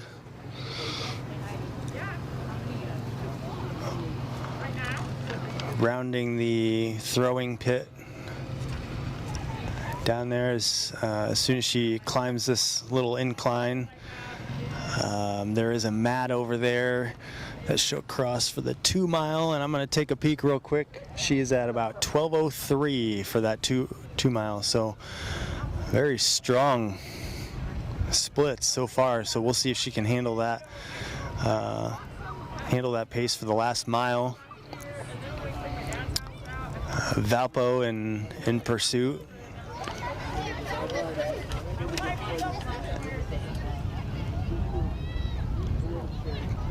Callaway from Rochester with what appears to be a few runners right on her heels. Solid pack from 3, 4, 5 on and back. So we'll look to see if any of those runners can make a move here in this last mile. We are about 12:50 for these runners, almost 13 minutes. And Lexi Allen has just opened up oh my gosh, that's like 150 yards, 150 meters maybe on second place. Maybe at least. And she's up by the junior high already, turning back towards the high school.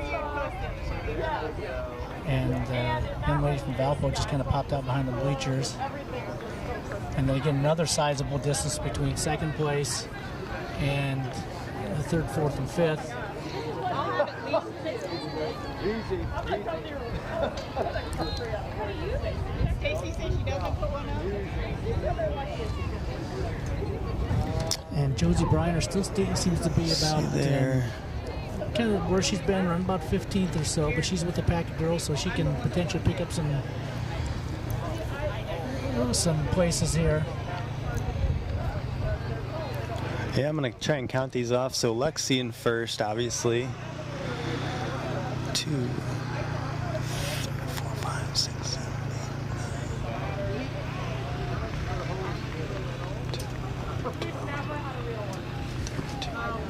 9.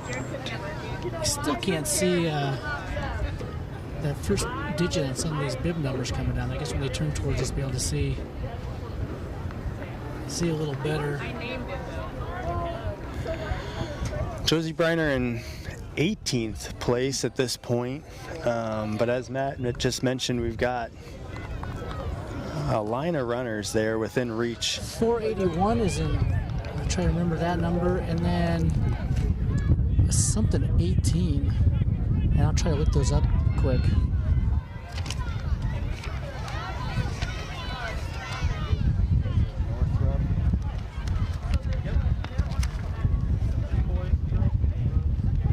.481 I think was Southside, they're green, so Lauren Walda I think was like about 4th or 5th behind Madeline Callaway. And then what did I say that number was? Something 18? Yeah, is Northrop on the list? Yep, Northrop, yeah, Claibon. 14. Victoria Claibon. Victoria Claibon. And that would be 6th, I think. Is that correct, Kyle? That's right. Yep. So some of those runners to watch have certainly shown up today. They are circling the team tent area now.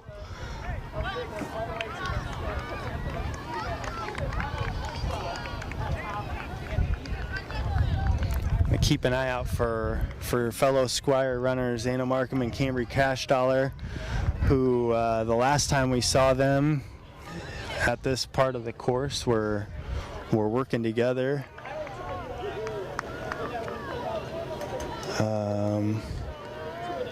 So we'll keep an eye out for them as they pass by the finish area right in front of us.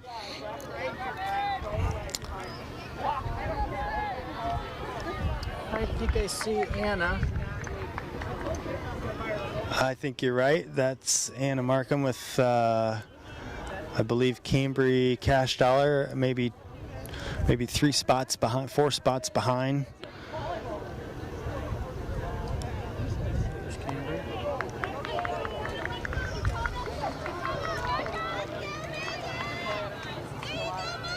I mean, the story right now is just how dominating Lexi Allen is from Culver. She may catch the gator. She is.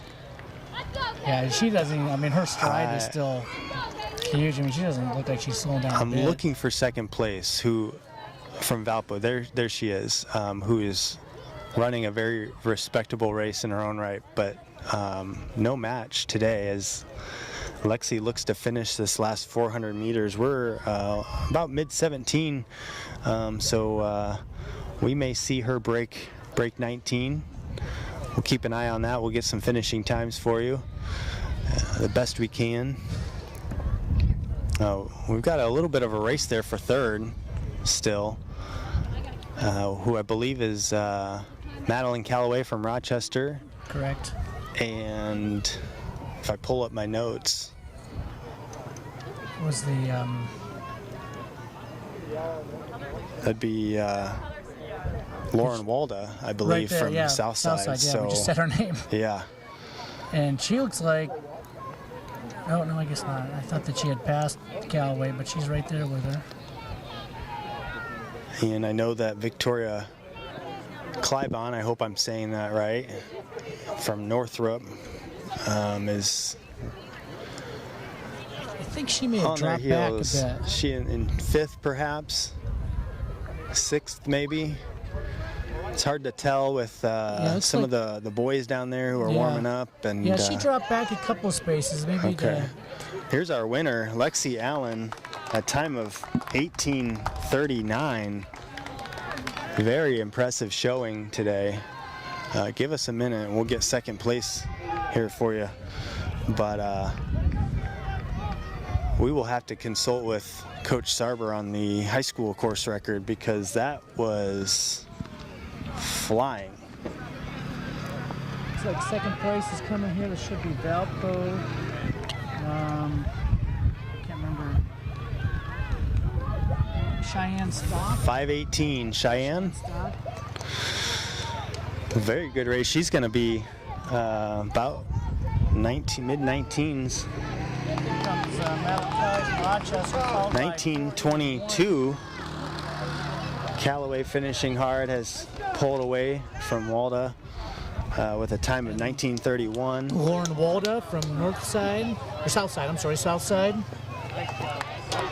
19:37. And then here comes our 4:18 from Northrop. Is that Claibon, is that correct? Yes. Looking to hold on for fifth. Does and it? Right there was 4:78 from Valpo. And then a mechanical girl.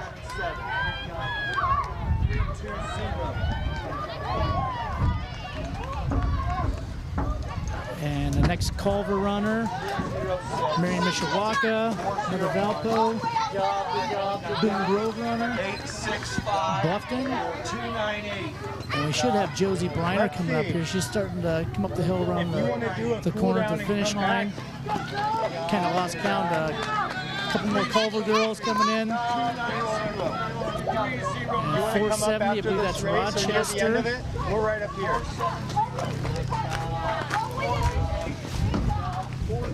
And here comes Josie Briner, bib number 383, our first Manchester finisher. Good race for Josie Briner in 20:45. Looks like we might have a tippy. 485. Chesney Miller from Tippy Valley. 346. There's Chesney from Tippy Valley. A couple more Valley, Valpo. 500. I know Valpo looks pretty good. It seems like they've had a lot of girls finish up here. 505. 327. Yeah, so I was unsure about Valpo. From what I understand, they have sent their JV squad, so I believe their varsity squad is at the state preview meet, so we've got probably their JV runners here with a super impressive showing. Elena Kitt from Bluffton.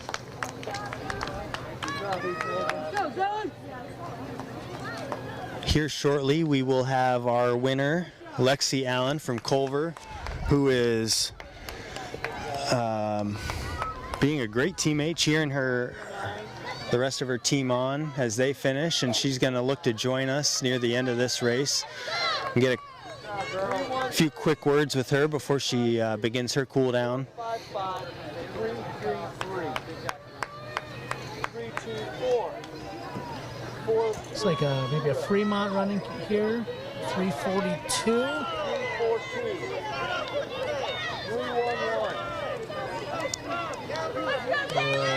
Michaela Gumbel from Fremont.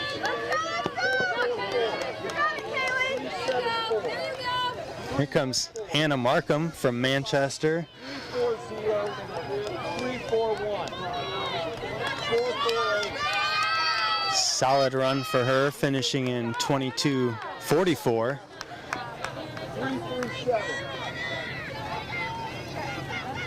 We've got Cambry Cash Dollar, a fellow Squire here on the final straightaway. See if she can hold off this last girl trying to come by her. There goes Cambry. She can. Cash Dollar with a 23:07.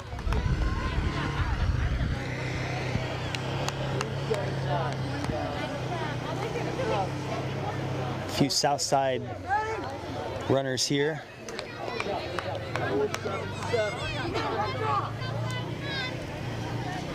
And another Rochester runner. Picking up a spot right at the finish line. Time's coming in. Another Fremont. 452. 357 from Garrett, making a good push to the finish line. 357. 465.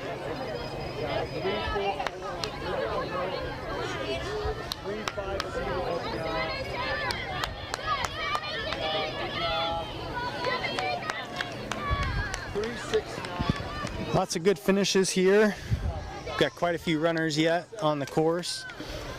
As we prepare for the boys race, they are down there doing their final warm-ups. And 334. 354. we have, I would guess, approximately 200 runners in this race if they all fielded a full squad. So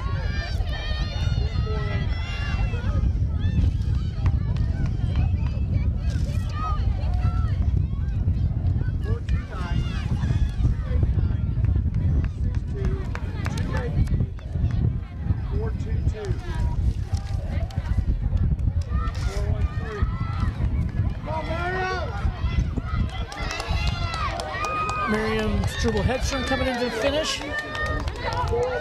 24:57.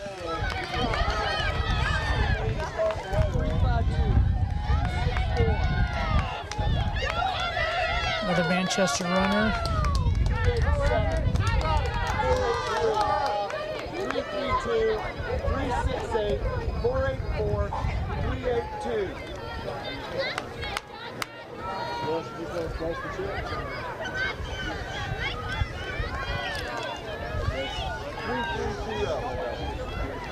East side runner, bed 330 crossing the finish line. And here comes a whole pack of runners. Looks like we had some crew. 295. Kudos to the shoot workers today on those close finishes like that. It's hard to keep everybody in line and writing those numbers down. And yeah, Mr. McNeely on the paper ticker being able to click everybody as they come across. Gotta have that quick finger. Yeah. Yep. I've been there. It's not an easy job. 408.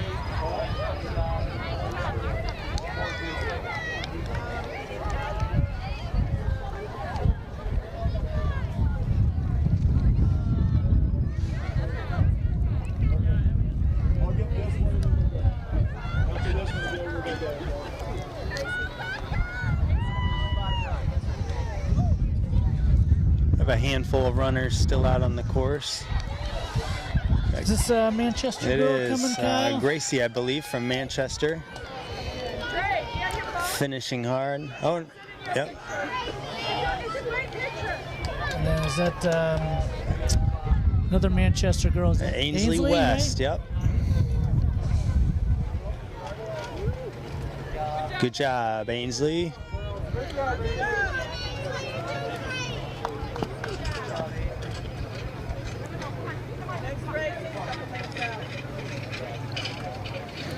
we've got the boys varsity lined up out there. We'll see if we can get them started on time, as there's a few ladies still out on the course.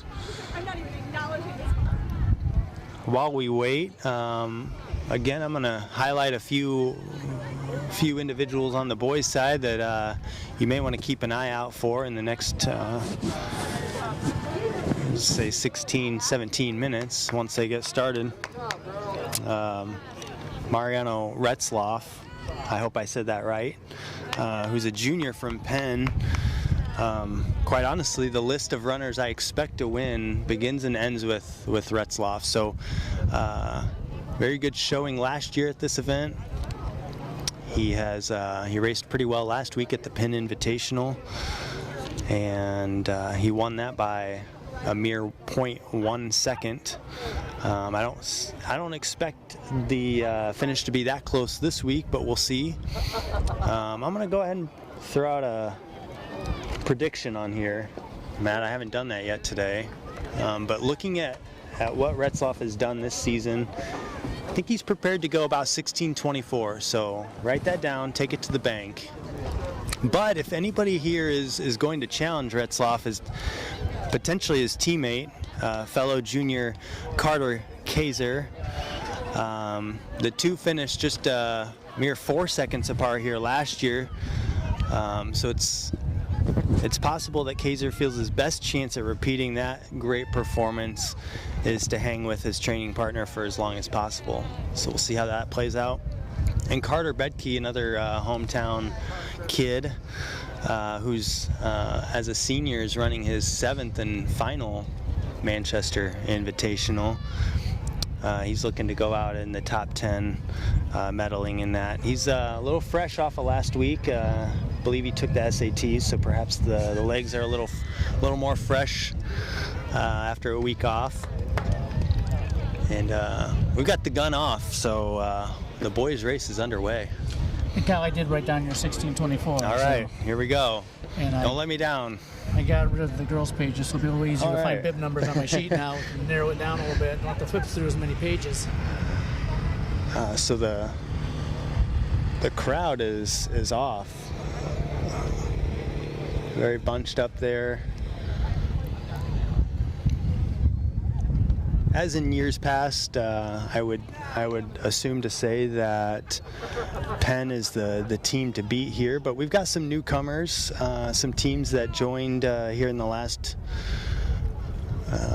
few weeks who may have needed a race to fill out their schedule. So we never know who's going to show up and not. Not literally, but who's going to show up to race and try to take a win today. But last year Penn won this event by an astonishing 113 points. So we will see if they can repeat that performance and see if that can propel them to a successful season. Morgan Township, everyone knows Penn across the state. On the other end of the spectrum is a school called Morgan Township. For those of you who don't know, is a pretty small school, a 1A school in a lot of sports. Obviously, cross country doesn't class their events, but tiny school up near Alvo that I expect to make some noise today. They return a lot of their runners.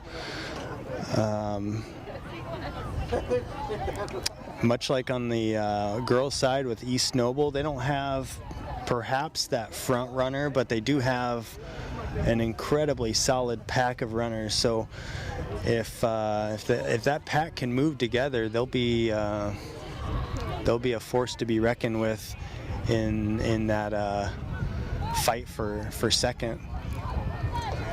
Well, it looks like Carter Bedkey's still about in the top 10, and the pack is starting to stretch out a little bit. It looks like two runners from the same team.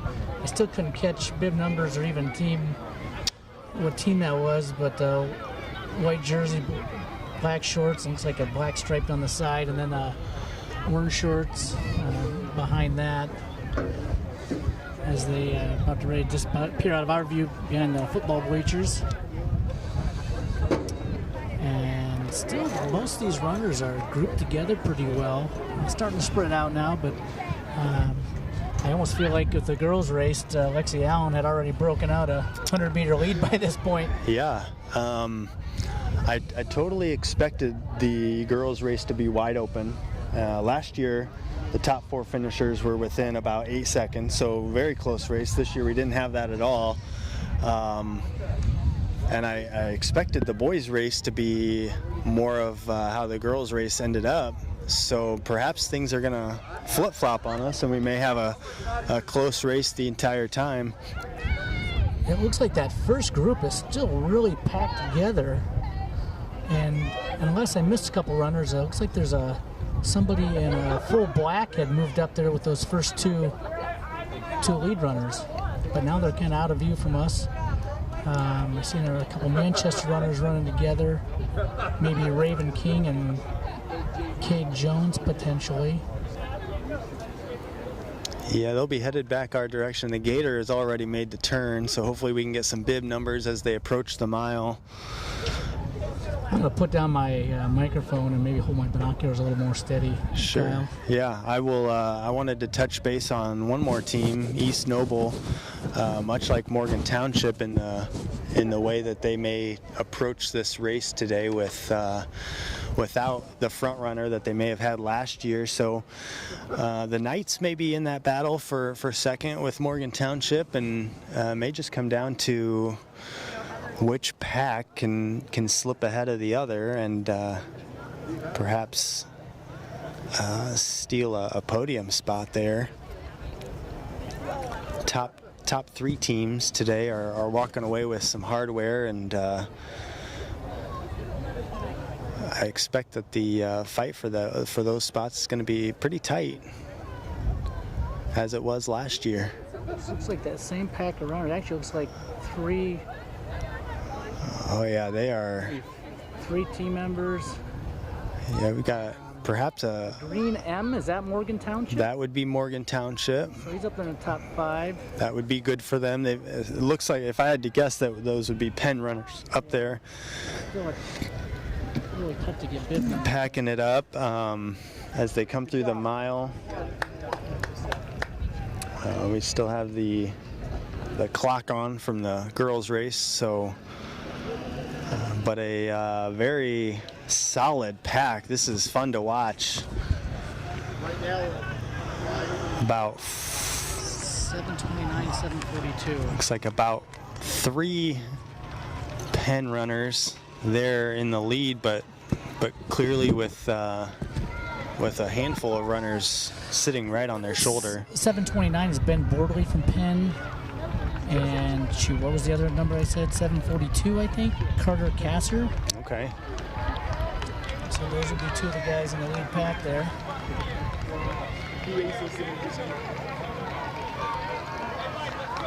And I think Carter Bedkey was still holding about where he was, maybe around 10. Maybe 10, 12. Yep. Yeah, Bordley out there near the front after a little bit of a. I'm not sure. Obviously, when I'm looking at times, you never know if an injury has occurred or just a straight-up bad race. But Ben looked like he has rebounded from his last race and looking strong today. So I just saw Cade Jones from Manchester, freshman Jake Hesting. Usually Raven King. I may have missed Raven. Usually coming second. Elijah Burlingame. Oh, yep. I may have missed him too. I assume Lane Stetzel's probably coming in here pretty quick. There's Markham from Manchester.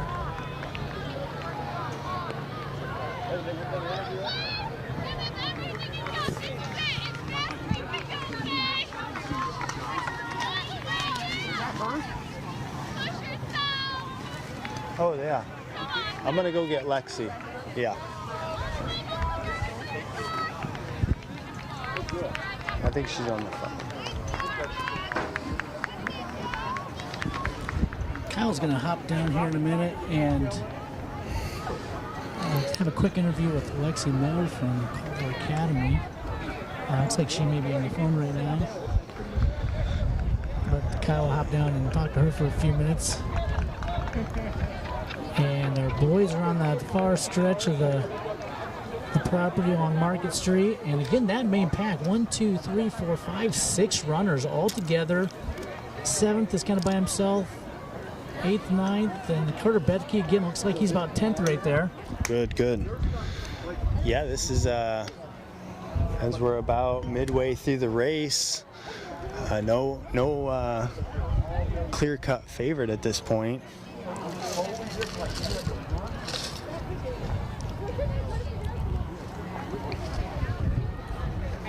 With those orange shorts, is that Northrop? I'm trying to think who else would be on. That's the only orange team that comes to mind. So it looks like 3 guys from Penn, 2 from Northrop, and then the Morgan Township runner would be the top 6 there. And then maybe another Penn runner.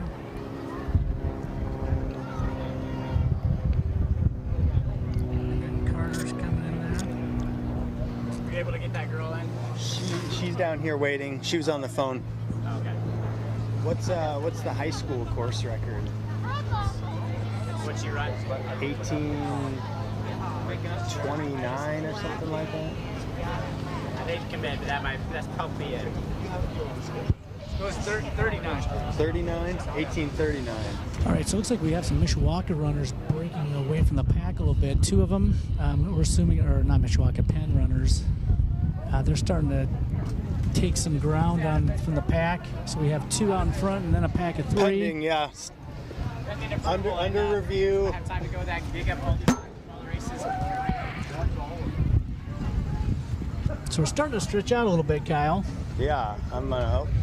Lexi may be still on the phone, so we may catch her after this race. Yeah. Best. All right, I'm going to put down my phone or my microphone again, Kyle. Okay. And see if I can catch some more bib numbers. All right. Yeah, we've got what looks to be 2 Penn runners who have made a move, gapped themselves a little bit from the pack that was about 6 strong. And we were unable to get you a mile split, but we do have the 2 mile times up, or the clock up now, and we'll get you a 2 mile split here in about 5 seconds.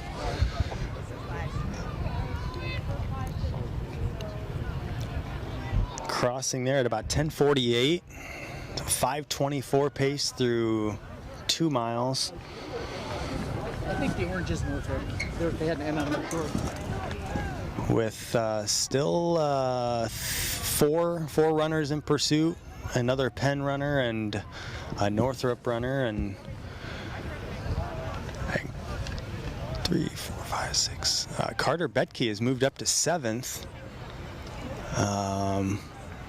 Yeah, pretty good gap there before he catches in. Yeah. Yeah, a little bit of a gap there from 6 to 7, but he's moving, so we'll keep an eye on Carter. And then it's just an endless stream of runners here, and as they continue to come through the 2 mile,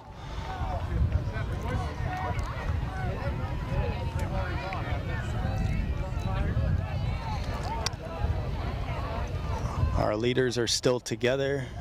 I believe 2 teammates maybe working together there. It's always nice to have some friendly competition to help you navigate the race.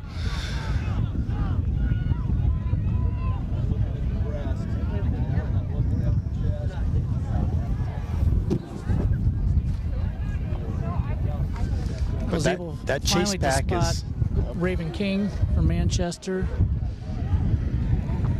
And then behind him is Lane Stetzel, maybe a couple places behind. And then looks like Jake Hesting.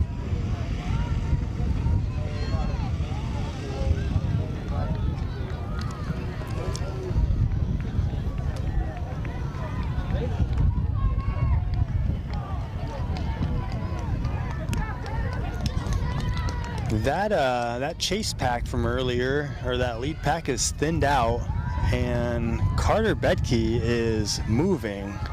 He continues to close that gap in an attempt to get himself in perhaps even the top 5. We got 2 pen runners that have continued to push the pace, but we've got a 3rd place runner who is in hot pursuit. They have about maybe 3 minutes left in this race, which is hard for me to fathom because they still seem so far away from the finish. But they are moving.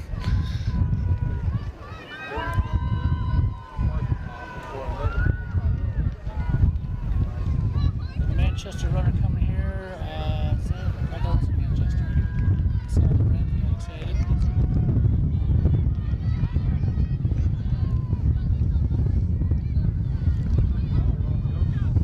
Comes Raven King.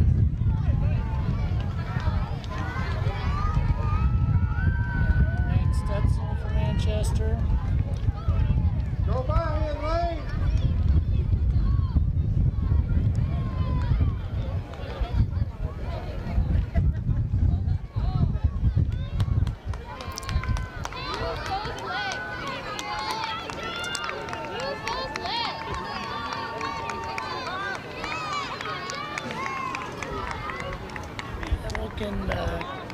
Kate Jones and Jake Hesting, and then behind them I think is Elijah Burlingame coming by.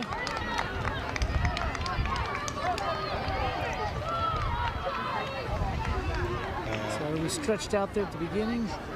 Yeah, Mishawaka, and the Mishawaka Penn, sorry. I think Mishawaka and Penn people get mad if I kept calling them Penn. Yeah, they would.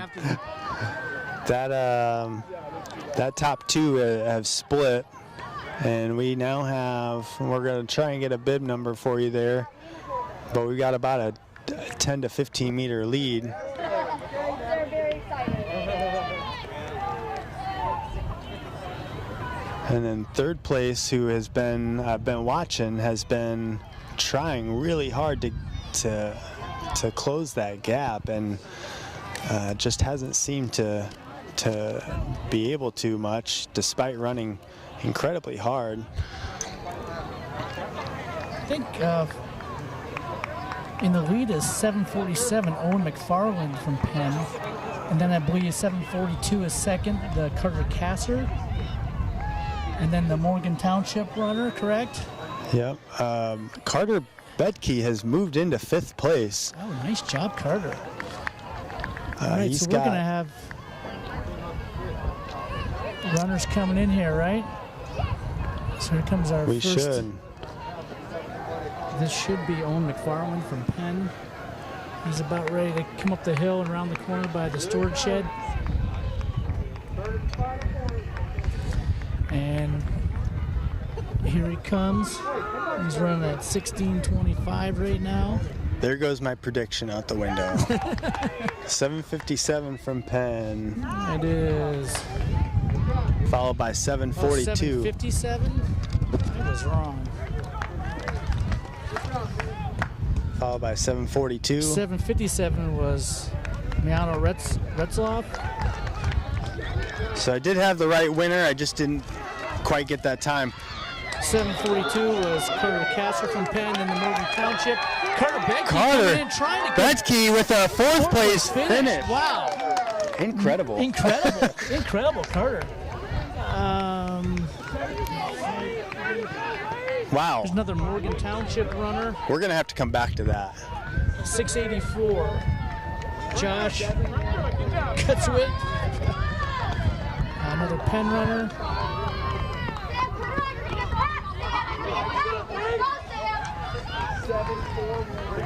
Looks like maybe our first Rochester runner, 786.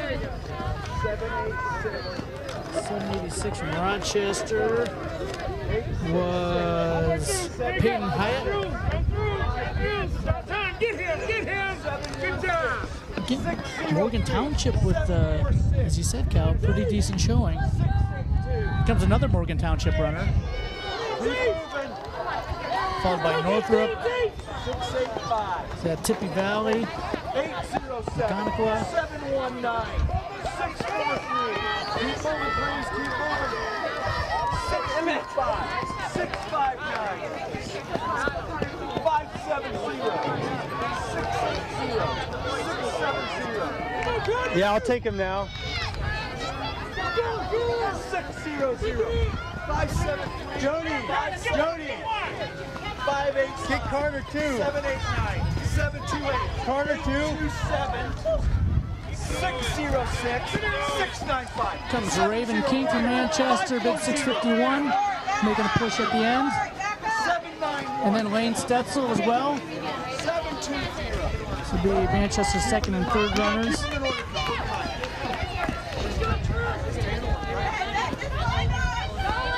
And certainly this field is a little more packed in there than the other races have been.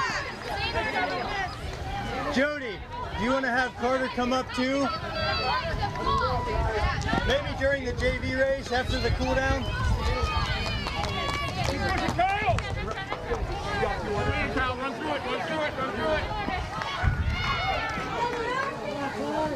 And Kyle, I think we've got another Manchester runner coming up here pretty quick.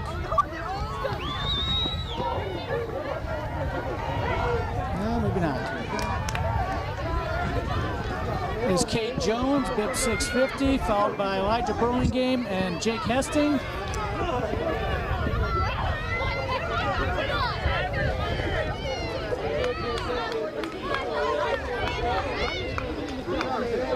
Good job, Manchester guys. Good finish. Matt, it looks like Coach Sarber was able to track down our winner, Mariano Retzloff, and has sent him our way. I'm going to keep an eye out. Oh, I see him. He's on the track. He's making his way over. We'd like to have a few words with him. Absolutely. So if you want to go track him down, Kyle, yeah, I I'll go guess find you him. got to be relatively close to be able to stay on the Wi-Fi. You might have to bring him over here or back down there. Yeah, I'll have him come close. Okay. He's making his way over. Got another Manchester runner coming in here.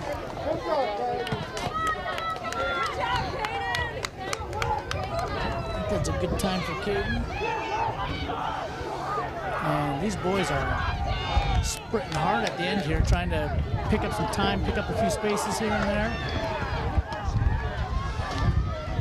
Columbia City runner coming in.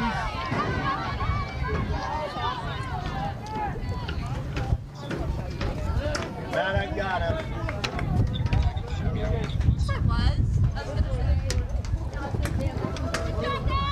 As we wrap up this boys varsity race, I've got Mariano Retzloff. I hope I'm saying that right. I've been saying it that way the entire race.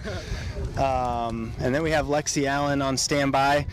But I wanted to get a few quick words with our winners. Mariano, last year, I believe you came in second. Yep. So had a handful of runners today who finished second last year and have gone on to win today.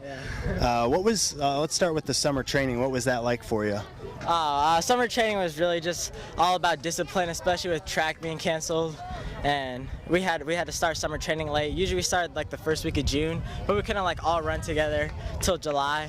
So yeah, really the quarantine and everything was just about like who's dedicated, who's not, who's willing to put in the work. Right. Even more so than yeah.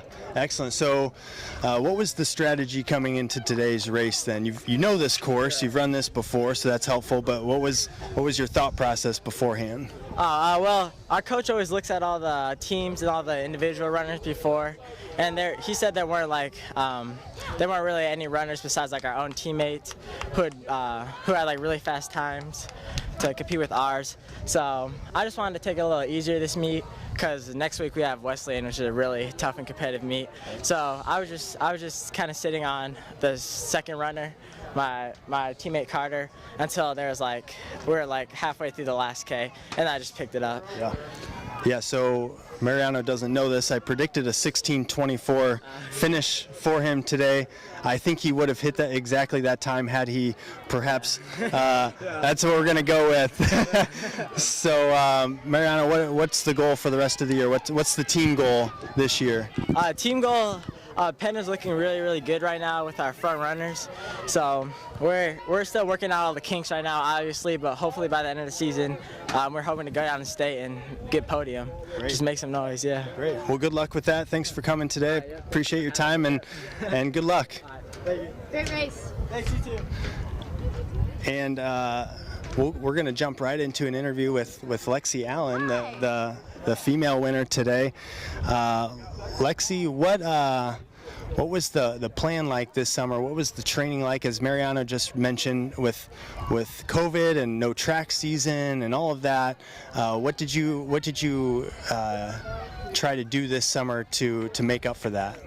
So I was lucky enough during the initial quarantine. I was in Atlanta, Georgia, which is home for me, and I was able to have kind of a mini track season where I ran the mile in a couple time trial type races that we did, and we actually had the capability to make a mile split official. So I got to do some little mile time trials, and that gave me some great energy. I had a great PR over our impromptu track season, but jumped right into cross country, started with some longer runs, 10-milers on Sundays, and we do them around the lake in Culver, which is amazing, and really just getting the team together if and when we could over the summer. A few people here and there, but for the most part, a lot of individual training, a lot of long runs on my own, and just knowing that I'm running for the seniors last year who didn't get to finish their track season. That's the big motivator for me.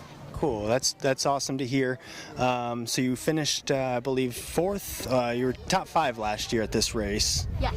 And so what was your plan coming into today?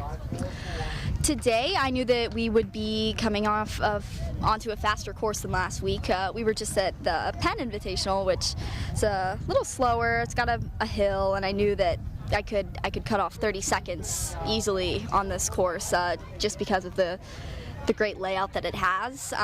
So unfortunately, I don't know if you caught it, I false started the race. That was me. But after I got over that, it was mostly just game plan. Let's get in here. Let's chase the gator down, and that's where we went from there. I did notice the false start. I did think that someone was trying to get an advantage. It was you, so you owned up to it. Yes. And you didn't have to do that. You didn't need the false start. You ran away with this race. Potentially a course record. We're going to review that because that was a blistering finish there for you. I mean, it just seemed like you said. I mentioned it on air. I think she's going to catch the gator. So, what are the goals for the remainder of the season? So, unfortunately, I have an ACT next week at Indiana Wesleyan. I know we have Penn who's heading there as well, which is always a great course. So I'm sad to miss that one, but jumping right back in next weekend and hoping for either a matched time or a faster time, and from there just getting into the state series, getting into state, and my goal is to get into some postseason meets, run hopefully for Team Indiana. That's the goal, and have a great start into the college process too. So that's the goal. Yeah. Well, good luck with the rest of your season. Good luck in post high school career as well. Thanks for coming today, and good job. Thank you for having me. It's a great course. Thanks. Appreciate it.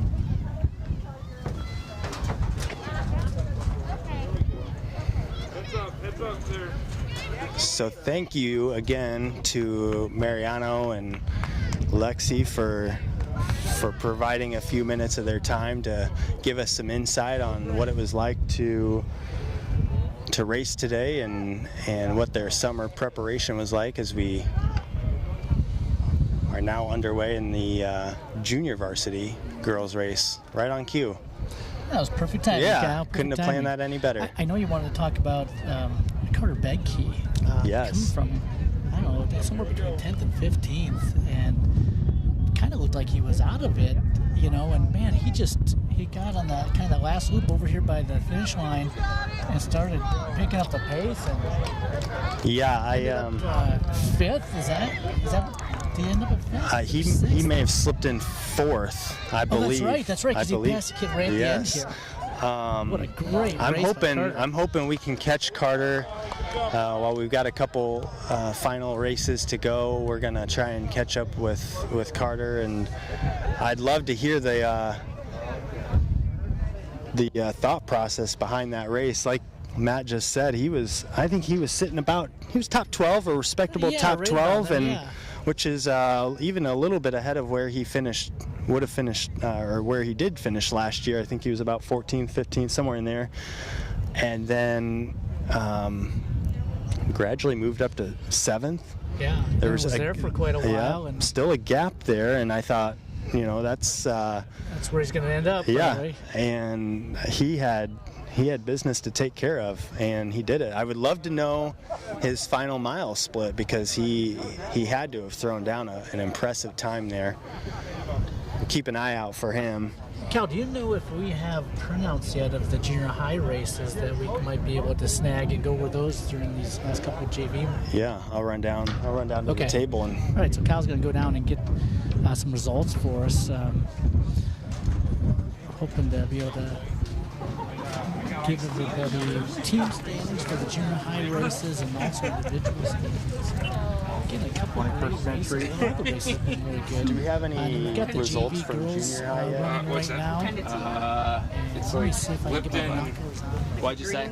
No. Black tea? I like black tea. Yeah, it's like yeah, they are. tea see with if we lemon. can- Iced tea with lemon. No, I graduated. Looks like a couple runners with Are we green done? uniforms on.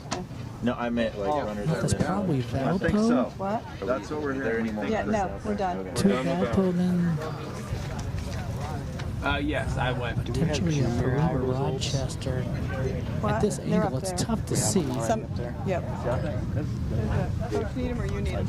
We were gonna do them on. One Valpo, I'm assuming is Valpo. I'm gonna get a photo of you just like tackling stretching out four the guys at the girls same high school time. JV race, and then another Valpo runner. I think we can, since Then there's not black and gold in Rochester, Peru, Let me staple it so that. and followed by a runner in blue in fourth place. And those four really, at least those top three are really stretching out a lead here. Thank you. Thank you. You're welcome.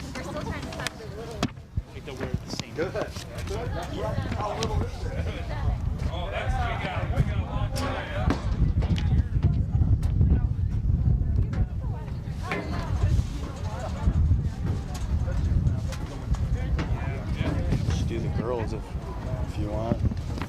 I think they were. I'm surprised we were going to do this, but there's no awards ceremony, so we may as well. Right. Okay, so the junior high girls results. Let's start with the team. West Noble finishes first with an average time of 12:31. Leo in second with a time of 12:48. Mechanical third, 13:05. Points.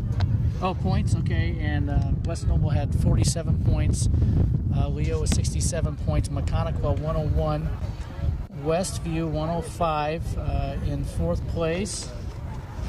I'll get my page flipped here, which is getting more difficult as the wind picks up. Yes. Fifth place, Wawasee, 129 points. Sixth place, Blackhawk Christian, 169. Manchester in seventh with 198. Rochester in eighth, 199 points. And let's who rounds out the top 10 here. Canterbury, 215 in ninth place. Garrett in 10th place with 228 points. And do I have individual place on this, or is this all team, Kyle? Looks like it's all team. That may just be team.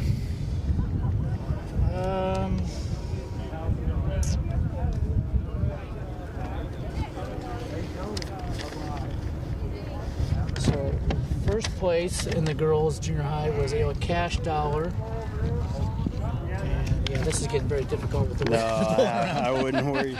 I wouldn't worry about individuals. We will get individuals. Hannah Savard from Blackhawk was second.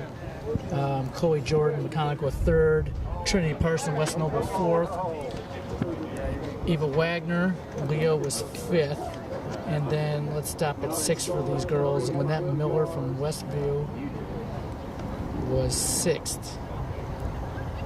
And I think that's right. And you've got the junior high boys there, Kyle? I do have the varsity boys results in first with 36 points, led by Brandon Schwartz, was Westview.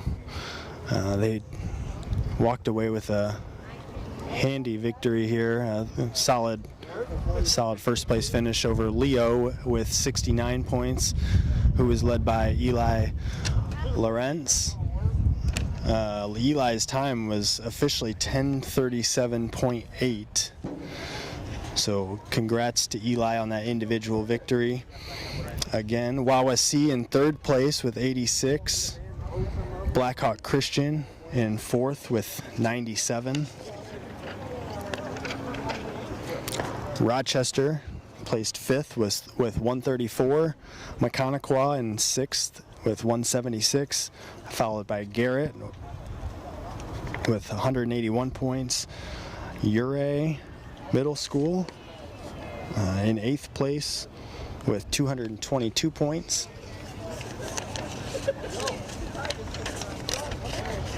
This girls JV high school race, we still have the 2 Valpo girls running in 1st and 2nd. And that's bib number 494 and 522, I believe. And then 3rd place, again, I can't tell if that's Penn, 436. And then another Valpo 489, and I believe that's maybe Blackhawk Christian 328, but I can't. No, East Noble, I'm sorry, 328. And then another Penn runner, another Valpo runner, and a couple Culver. And did you get through all the results of junior high, the boys that you want to get through? The top 8. So that's, yeah, so congratulations again to Westview, Leo, and Wawasee for finishing 1, 2, and 3 in today's junior high varsity boys race. Those 3 teams will be walking away with some hardware and plenty of individual performances that we applaud. As we watch on in this girls JV race, we will keep an eye out for high school results, bring those to you as quickly as possible.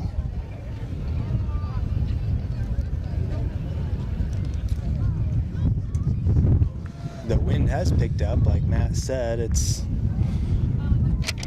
just adding a little bit of a challenge to our volunteers working the packets and the anything having to do with paper, really.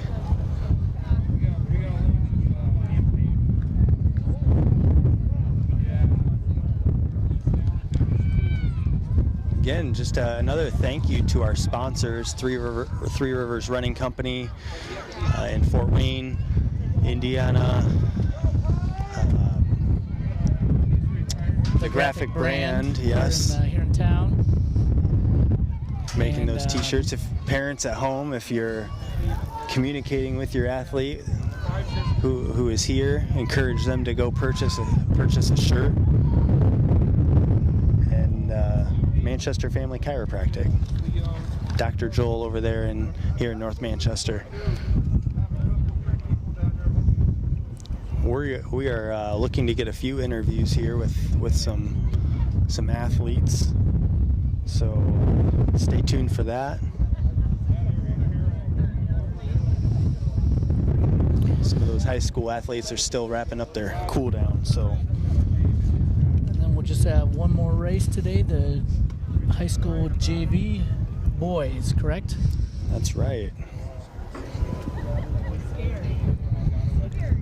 Yeah, many years, many times throughout the years, these JV races or these final races of the day are brutally hot. Not today. We got great weather. Sun has come out, but it's manageable. maybe a tad warm for the runners, but for those spectating, this can't be beat. Yeah, it's a beautiful day, that's for sure. Kind of like to throw this out here that Coach Savard mentioned something about doing this for when we do host the sectional, and if there are people out there listening, I started kind of making a list when you were interviewing the Culver girl, stuff that would help us do a little better job. So I guess I think they can probably put comments under the video. Maybe I think so. Get somebody else talking that knows something more about cross country than me. And, no, you've done a great job. But I was just kind of thinking, we have some spotters around the course to help with bib numbers and names. But if anybody watching has some suggestions for us to make this better, not just for sectional, but really for all of our events, because I have a feeling we'll probably be doing this for basketball and wrestling and that's right. Track in the spring probably, and baseball. And yeah. So, and again, as we said at the start of the broadcast, that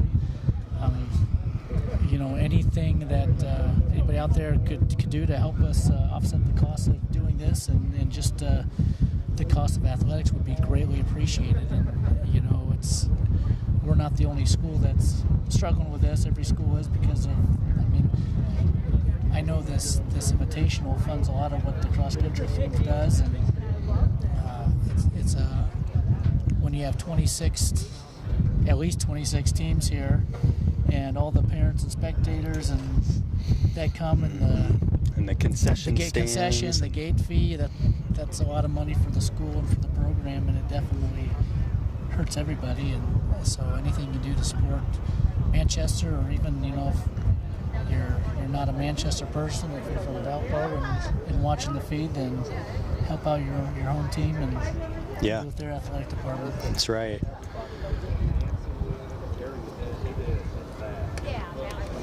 So Kyle, what's next for the Squires? Oh, next week, let me see, the high school, I think we split next week. The high school Squires. Trying to think off the top of my head. Sorry for putting you on the spot. I should have. No, it's okay. I should know because I have athletes on both teams. I have one-on-one so we're teams. planning out. I believe we are split. The junior high school goes to the West Noble Invitational, which is another highly competitive race. Yeah, it's a big race. It's always fun to go to.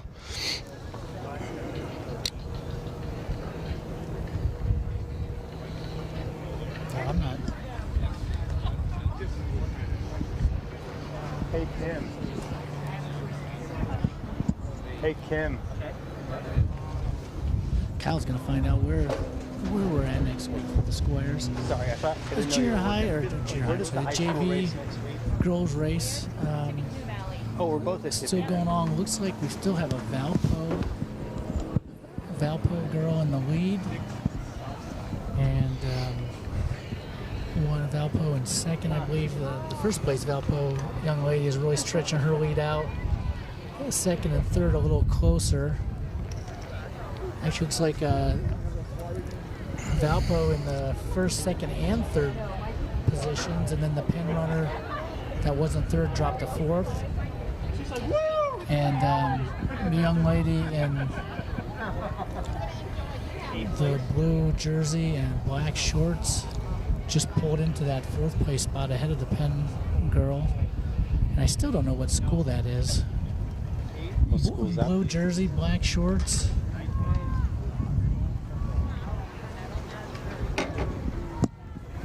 Oh, that's, I think that's East Noble. I see some stripes on the far side of her jersey. I believe that'd be East Noble.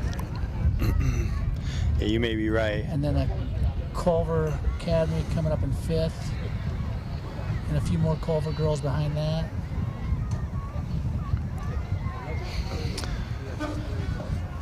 Yeah, Matt, I was wrong, which is often the case, and I'm more than happy to admit it. Both Squire squads are at Tippy Valley next week. Okay. And I should know that. But we don't have to split up next week. but I can almost guarantee we won't see as good a weather as we are right now. I've been to that meet a few times, and it always seems like it's like wet and soggy and super cold in the morning. And every time, whether it's track, the Invitational, or sometimes the conference meet is held there, it is wet, like I said, soggy, maybe a little windy. I think we had snow one year, maybe some flurries. I don't know what it is. They're in a different climate, about a half hour away. I'm gonna try to get bib numbers and names for these kids as they come down here kind of in front of us. If you can help me out, Kyle. Yep.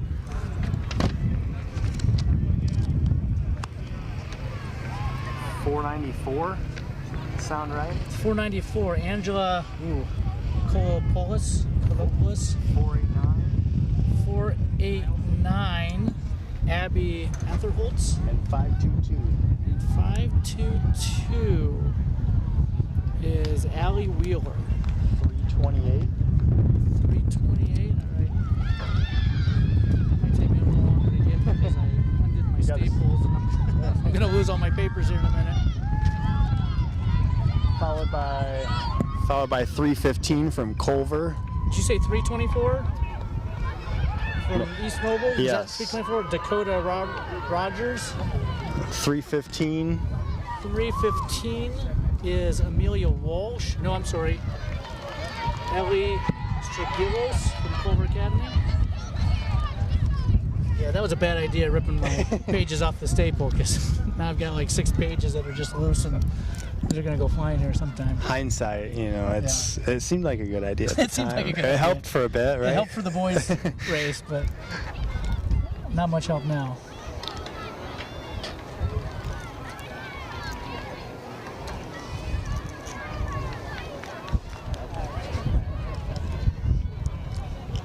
Give a shout out too to our athletic director Eric Screeton, who obviously helps put all this together, and I know he's had, like every athletic director from every school probably around the country this year. Just I know Eric has been in meeting after meeting after meeting, Zoom meeting with IHSAA and conference ADs and county ADs, and just a crazy year to be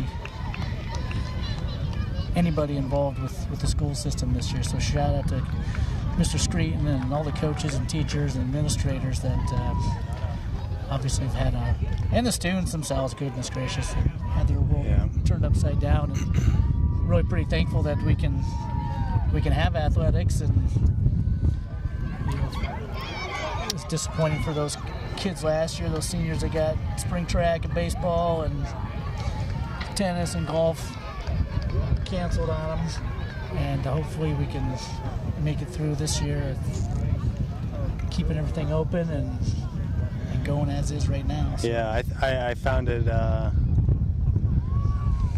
quite neat that Lexi Allen mentioned that, and with talking with her, she was running for those athletes that missed out on those track seasons, and surely a lot of her friends that have now moved on to college and beyond, and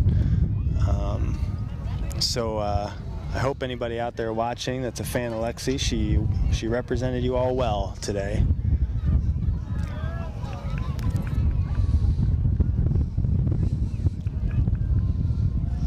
We have a few senior Squire athletes that are going to join us. Got Carter Bedkey and Anna Markham. Carter finished 4th. And not that Carter doesn't have the potential to finish 4th.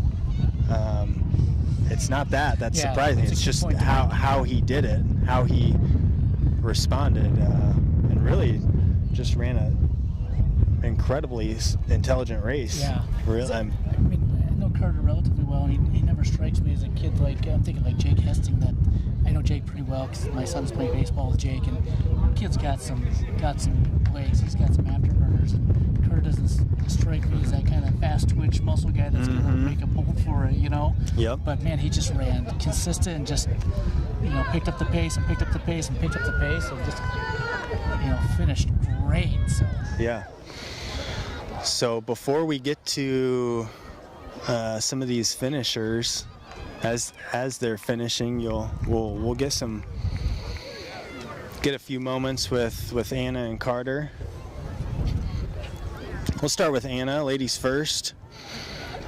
Anna, you're a senior. This is your 7th and final Manchester Invitational. What was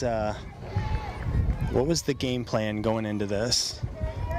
For me, going into this, I knew I wanted to run sub 23, and I knew that the race was going to be quick, so I knew I had to hold back and just run my race and then pass people and press on as the race went on. Yeah, it seemed like you were able to do that with some success. What's the goal for the rest of the season for yourself and perhaps for the Squire team? For me, I hope to run 22 flat, hopefully keep improving my time and keep moving up. For the team, I'm hoping that all of us can continue to get faster and just keep working together and getting faster and getting better. Great. Well, thanks, Anna. Appreciate your time. Good job today, and good luck with the rest of your season. Thank you. We're going to touch base here with Carter Bedkey, who a fellow, another Squire senior who we've just been raving about the last 15-20 minutes since you finished.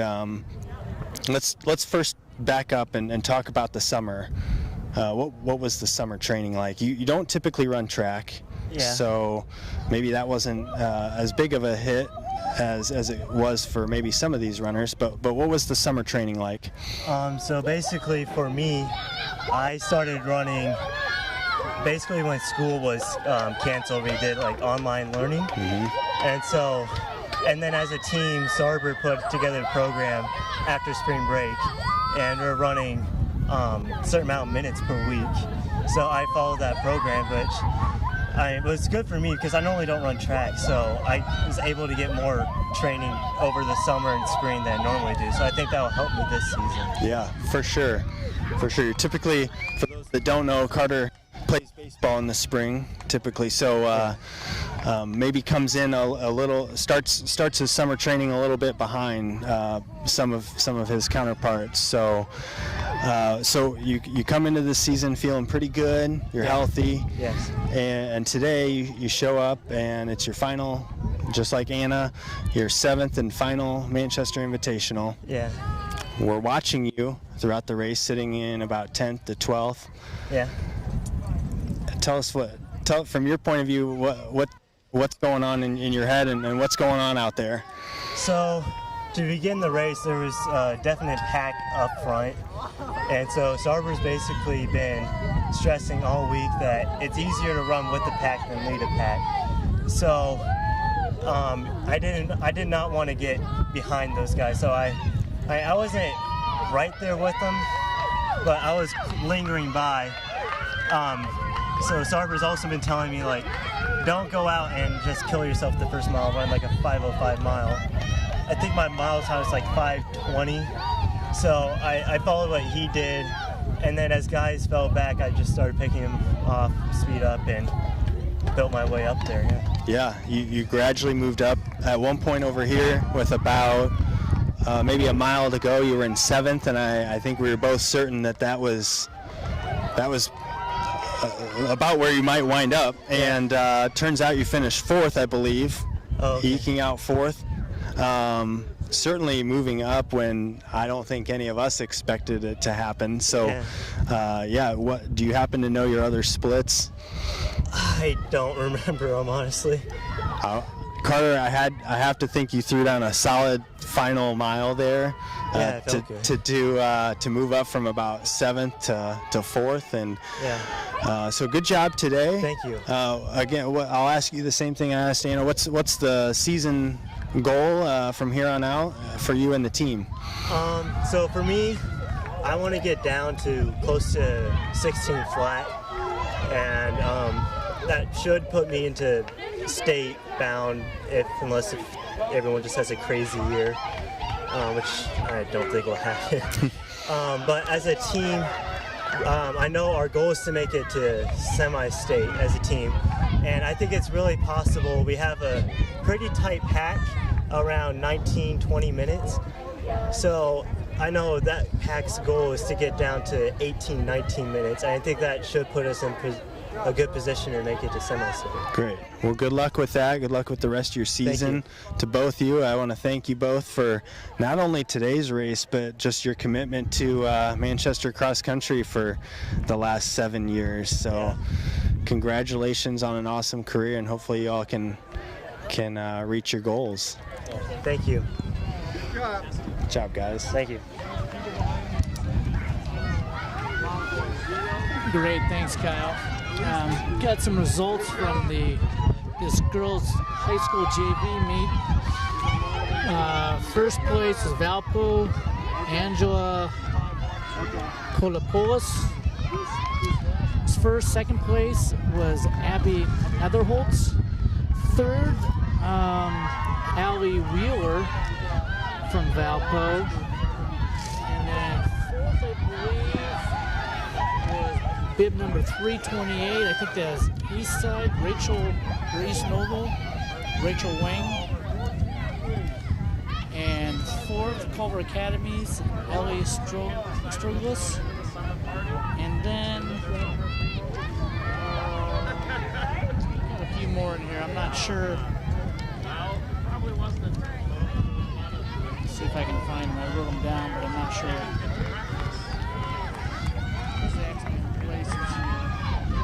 Oh, here we go. Girls from Culver. I believe in sixth place was Roberta Herrero, and seventh place was Anna Marie Kinney, both from Culver. I may have those positions, but they came across the finish line at about the exact same time. So I think if they kept the team score for JV, which I believe they do not, but Valpo definitely runs away with this. They had, besides those top three, they had several more girls coming into the finish, a couple more in the top 10, and definitely when you get from 10 to 20, there was quite a few more girls from Valpo. So still have some girls coming in, and I'm trying to see where looks like the boys are down at the JV boys high school, are down at the starting line getting ready to go. So I'm not seeing the chase vehicle. Come on, go! You can beat your pet! PR! Pretty strong, both of you! Get your PR, girls! I see maybe one girl around in the corner down there. Another one on the straightaway along Market Street on the east side of the course.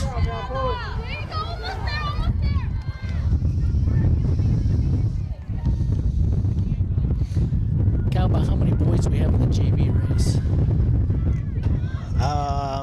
Roughly, you think? I would say about 100. Okay. Looks like they're about ready Solid, to start. Yeah, perhaps more. Is that just a run out? That's the start right there. Oh. So. Okay, well I'm going to switch bib packets, and my next one will still be stapled. All right. Yeah. So the final race of the day, our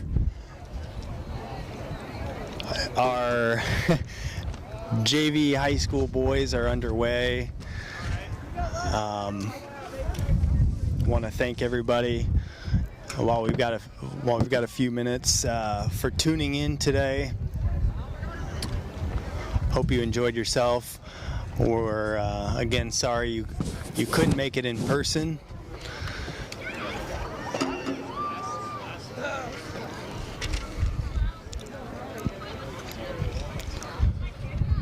We will look to nab those high school results as soon as they're off the printer.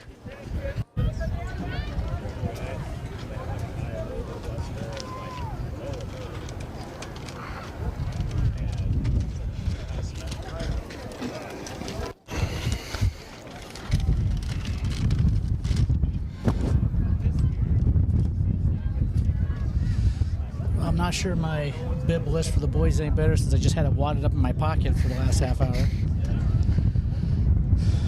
But this group of JV runners still a big pack at the front. Nobody's really broken out yet. Probably looks like white jerseys, black shorts, probably pen runners at the front.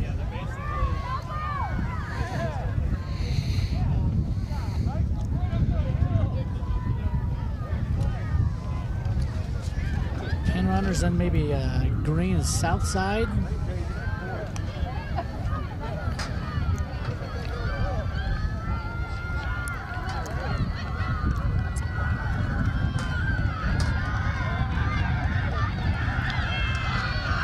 Got a Valpo girl finishing here. She's got the entire squad out there on the finish line cheering her on.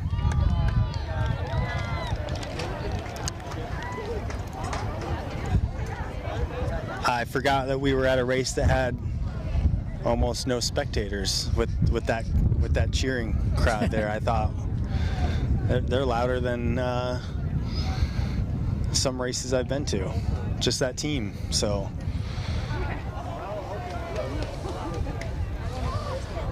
our top three boys versus or JV high school are starting to pull away from the pack. It's like two pen runners, and again, I couldn't see if that was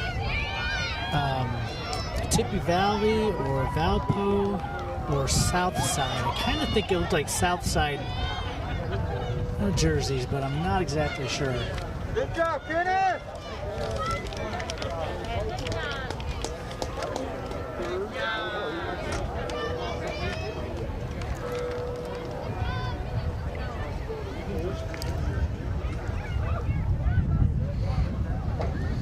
Cal, do you know if any of the boys or girls, I'm sure, well, maybe not, like Lexi Allen from Culver, and the young man that won the varsity high school, are they ranked in the state? I tried to look at some high school rankings, but I didn't know names to look for. And I would say Lexi Allen for sure should wind up, if all goes to plan, should be an all-state runner.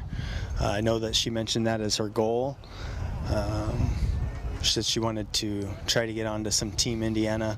So after state, the state will take some of the top seniors and take them to a more regional meet against maybe Ohio seniors and what have you. So I know that was her goal to be a part of. So yeah, she's definitely in the mix. I'll be eager to see how her season wraps up.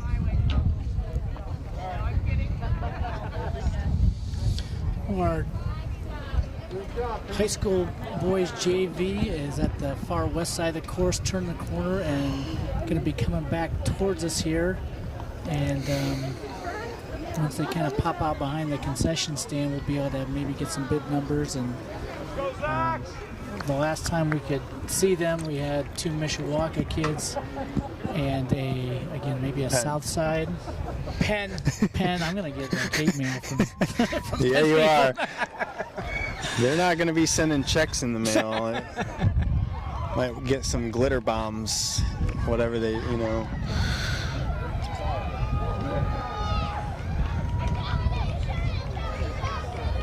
Okay, so actually, it looks like another runner came forward, all black, and then Mishawaka pen. Goodness. They may both be. Those top four may all be pen. Perhaps that top runner may have jersey. A different uni. Yeah. I'll verify that as they get a little bit closer. Try to stay out of your way.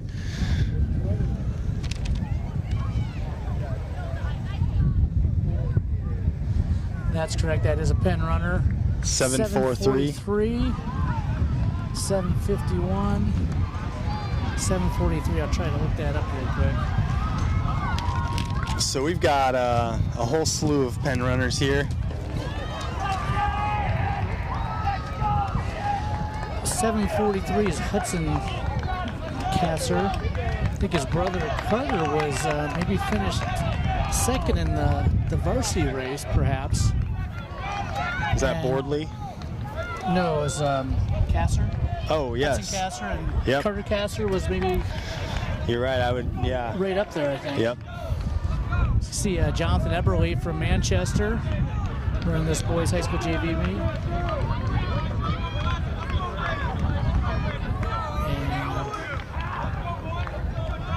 And Metzger from Manchester coming. I was gonna say that like coming by here. And were you able to see the green singlet jersey from that was in like third or fourth? Yeah. Caden Dillon from Manchester's coming by right now.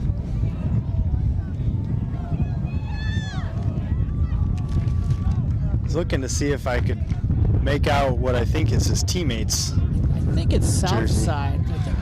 You might be right. Right here in front of us, I think that's Southside. I kind of think that's the same. Yeah, the script on the front is a little difficult to read when they're bouncing and moving around.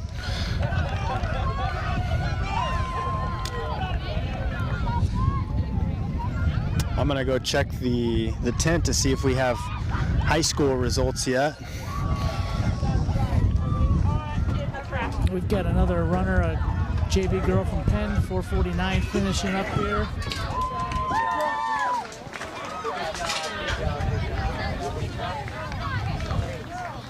That's one thing I was telling Kyle I really enjoy about cross country, that these are JV races and all the varsity kids and the teammates, and they're cheering for everybody and encouraging everybody to keep running, keep off. It's cross Do we country have is a high great school sport. results by chance? Yeah, those should be written off. Someone's got them. And it looks like our JV boys are on that east side of the school property on Market Street, and looks like potentially that Penn kids swap places again. Copy of team results for the high school. 7 for boys or 3 Hudson Casser. We have girls and we have boys. Okay, I'll bring them back. I don't need them. They're Oh, okay. But they Thank you. got a pretty sizable lead, running first and second. There's a group of, looks like 2 that are running third and fourth, and then another group of 2, looks like Penn runners at 5th and 6th. Let's see if I can get my binoculars and see down there, see if anything's changed.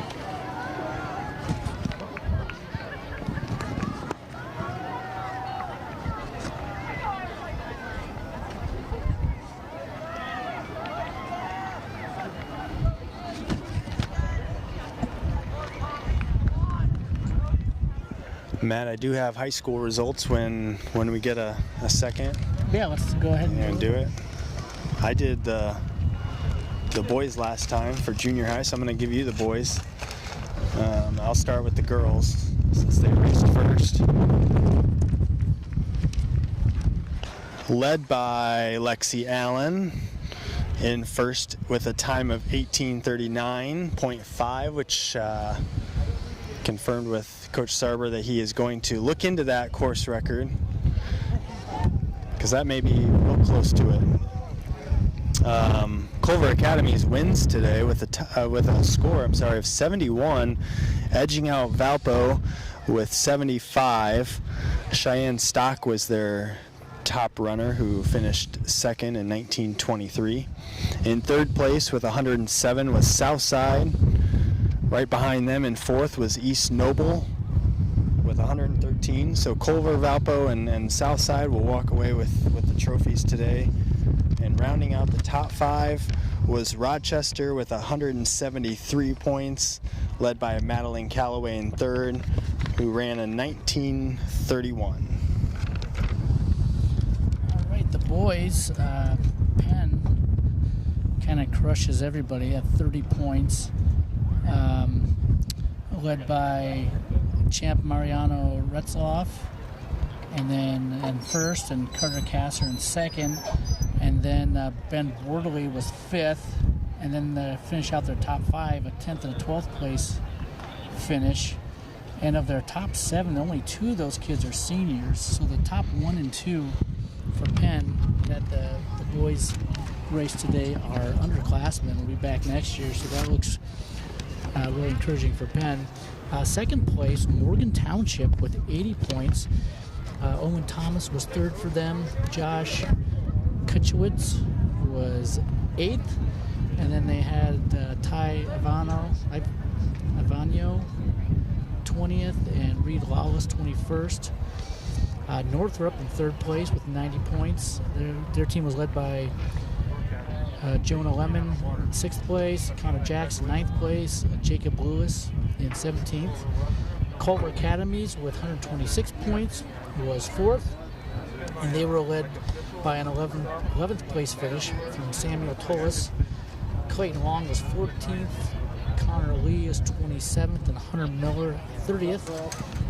And fifth place team was East Noble with 143 points, and they had a 7th place finisher, Wesley Potts. 13th was Drew Silloway, and 31st Tyler Corbin, and 32nd place Ian Torres. And I'm just going to flip to the Manchester results here. Manchester finished in 10th. Carter Bedkey, we talked about before, came out with a 4th place finish. Great finish for him. And the rest of the team, in the 50s, 48 for Raven King. Wayne Stutzel was 52nd. Kay Jones 76th. So down there, but as Carter said, if we get that pack running in the 18s, it should be pretty good for them to try to qualify for semi-state. Cal, we have any change in this JV race? Looks like they're really starting to spread out more and more. They really are. It is getting quite spread out, but it does appear that our leader has changed. We've got a few Penn runners that are leading the entire thing, but we've got about 3, 4, 5, 6, 7 Penn runners before we get to potentially a Northrop athlete in 8th. Things have thinned out. We are perhaps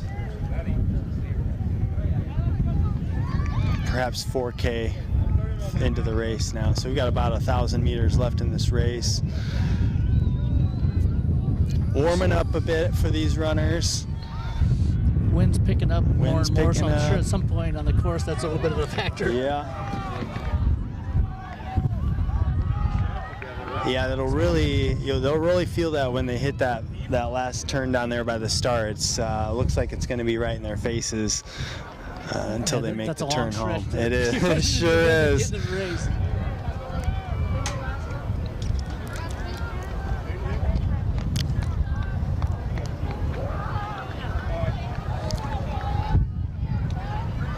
Yeah, it's really tough for these guys. I'm sure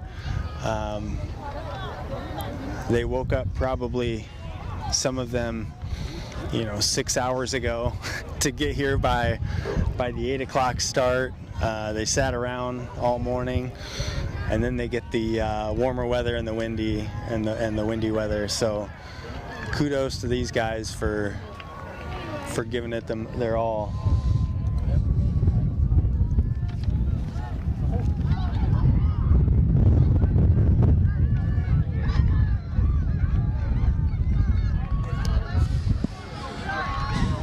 Looking at Mr. Self up there on the Genie, and in the wind it doesn't seem like it's swaying too bad. I'd be a little nervous up there, but kudos again to Mr. Self for putting himself in that position. Yeah, with no wind, I'm probably a little hesitant to get up there. About 50 feet off the ground, but providing that bird's eye view for all of our spectators at home. I will be very curious to go back and watch some of this and see how the camera picked up the kids and maybe for next time. I don't know if he can see good numbers better than we can, then maybe we need to have a laptop up here streaming too, so we can. Yeah, I'll be nice. Yeah, for those that obviously you don't know, but yeah, we're just going by what we can see on the top of the bleachers, not always what you all can see from home.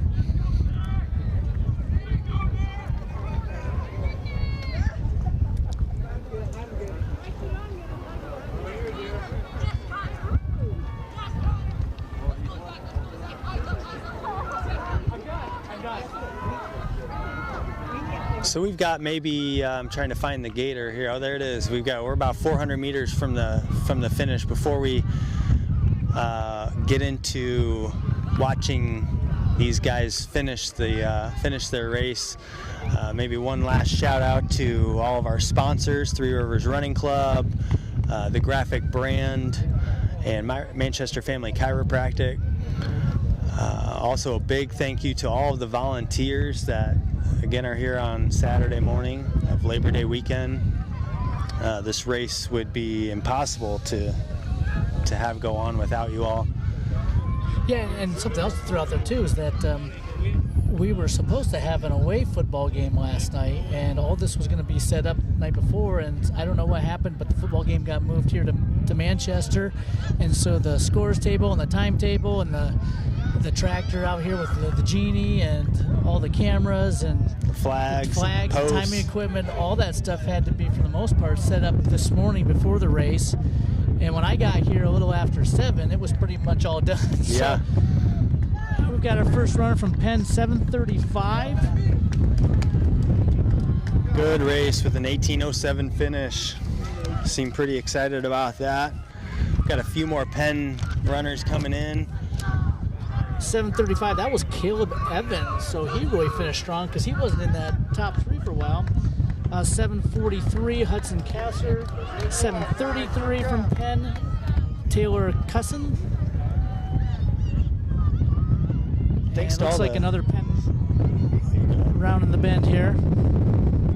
Yeah, big thank you to all the coaches and schools that came out and continue to support this awesome event. Some teams have been regulars here year in and year out, and some, like I said earlier, just popped in a few weeks ago because they may have needed a race, and we hope you'll continue to join us next year and beyond.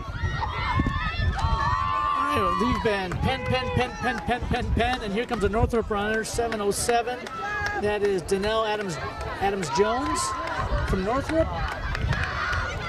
2 more Penn runners. And another Penn runner. And 683. Let's see if I can find this guy. Oh, that's a Morgan Township. Okay. 683, Tice Cole. Tyson's been our mystery runner all race. We couldn't make out That's what it was. the uniform. I think it's it's different than what the varsity was wearing, so it threw us off. Apologies for that. Varsity was all black with a big green M on the chest, and that uniform looked a little more like Tippy. And yeah. One more, Grady! So we've got a lot coming Jonathan in. Eberly, our Manchester runner, coming in. Looking strong at the finish line. Bunch more Valpo guys. Northrop had a fair number of runners in there.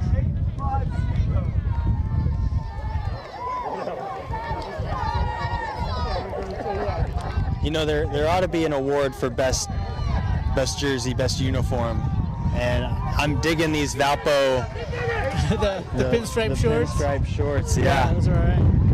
I love it. I don't know. I think Valpo on one of the other races had their jerseys were white, but it looked like they had like big green polka dots on. Yeah, on the back there, or it looked like it was all over. All over. East Noble, Northrop, Penn runner, Valpo. Northrop coming in around the corner by the storage shed.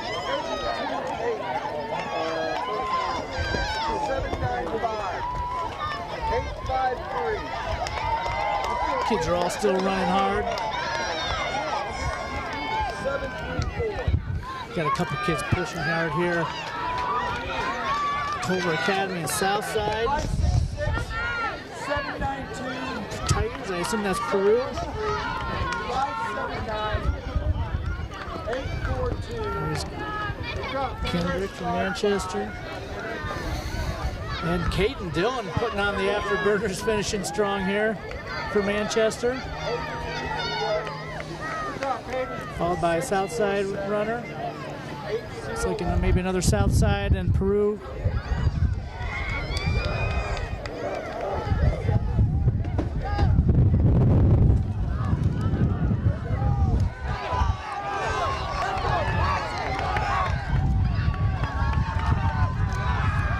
Some good finishes here in this JV boys race.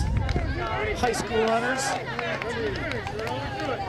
718.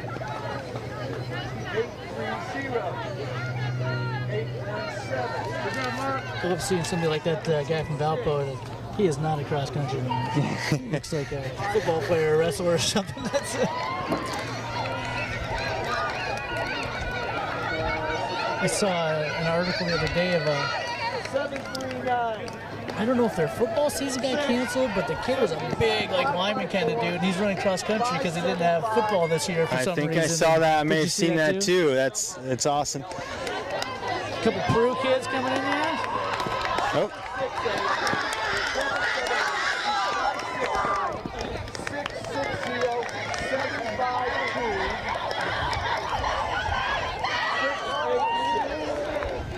760.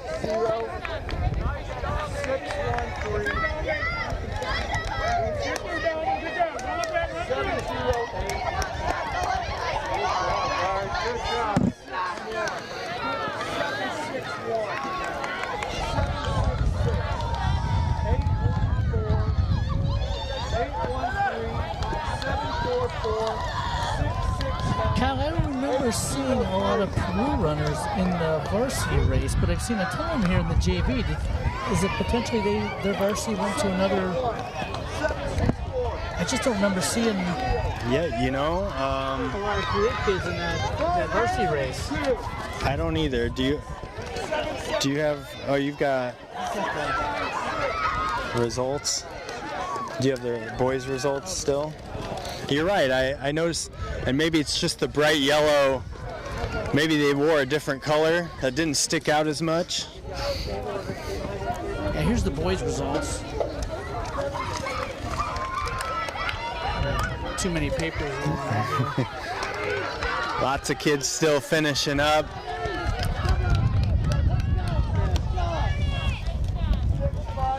Yeah, Peru was in here. So they finished 13th. Okay. Maybe they didn't wear the bright yellow that stuck out. Or maybe they didn't, you know. That's too bad I missed those. There's a couple names on here on their boys team I recognize from wrestling. I actually saw Rochester's one of the wrestling coaches here, Derek Fuller, was here watching, so.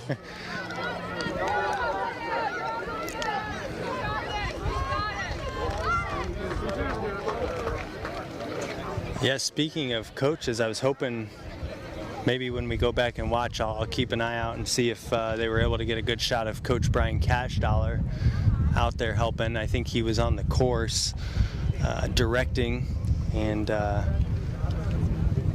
unfortunately for him, he coaches here at Manchester University. Shout out to the Spartans. Unfortunately, their season is essentially canceled.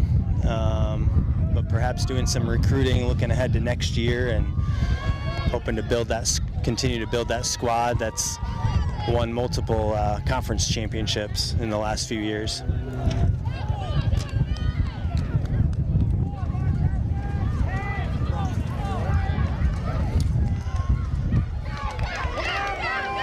Runners still finishing strong here as we approach the 26-minute mark. So the Manchester University, their season is done. I was talking with Corey Brueggemann, who's the head soccer coach, and I don't know, last week before, he kind of gave me the impression that they're calling it delayed, but is it probably not going to happen for those fall sports? Yeah, from what I understand, they're just going to try to push everything they can into the spring, which should make things quite interesting. I don't think they'll do that with cross, since track and whatnot, but I know with cross country it sounds like they're going to be able to travel some and do some races, but perhaps not in the same format and on the track only and that sort of thing. But like you said, Corey and the soccer programs, it doesn't sound like they'll be competing at all this fall. Well, that's unfortunate, but again, as we said before, we're pretty fortunate that our high school kids can be competing this fall, and I've heard of some other states where they're considering pushing everything to the spring, football in the spring, tennis in the spring, which, if you're a big school, maybe that's okay, but you think the school like Manchester, Tibby Valley, or, Peru, or a lot of these schools where kids are playing 2 or 3 sports that, you push football to the spring, then what kids are doing baseball and football, you got to pick, and it'd be really difficult probably to field one of those teams, let alone 2. Right. So hopefully we can keep going. Definitely some tough decisions to be made, and which requires a lot of flexibility on everyone's part. But I agree. I know personally, as someone with experience in track and field, you rely on those football guys to come out and throw for you, or maybe run some sprints and cover a lot of things, probably everything but distance, the distance aspect of things. So it'll be interesting. Here comes Kenneth from Manchester, finishing up strong here.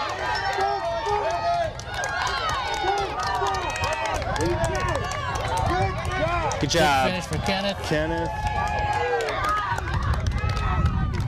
Everything you got, man. Got just Yeah. Okay, so is there any need to do anything else other than wrap up at the end here? I don't think so.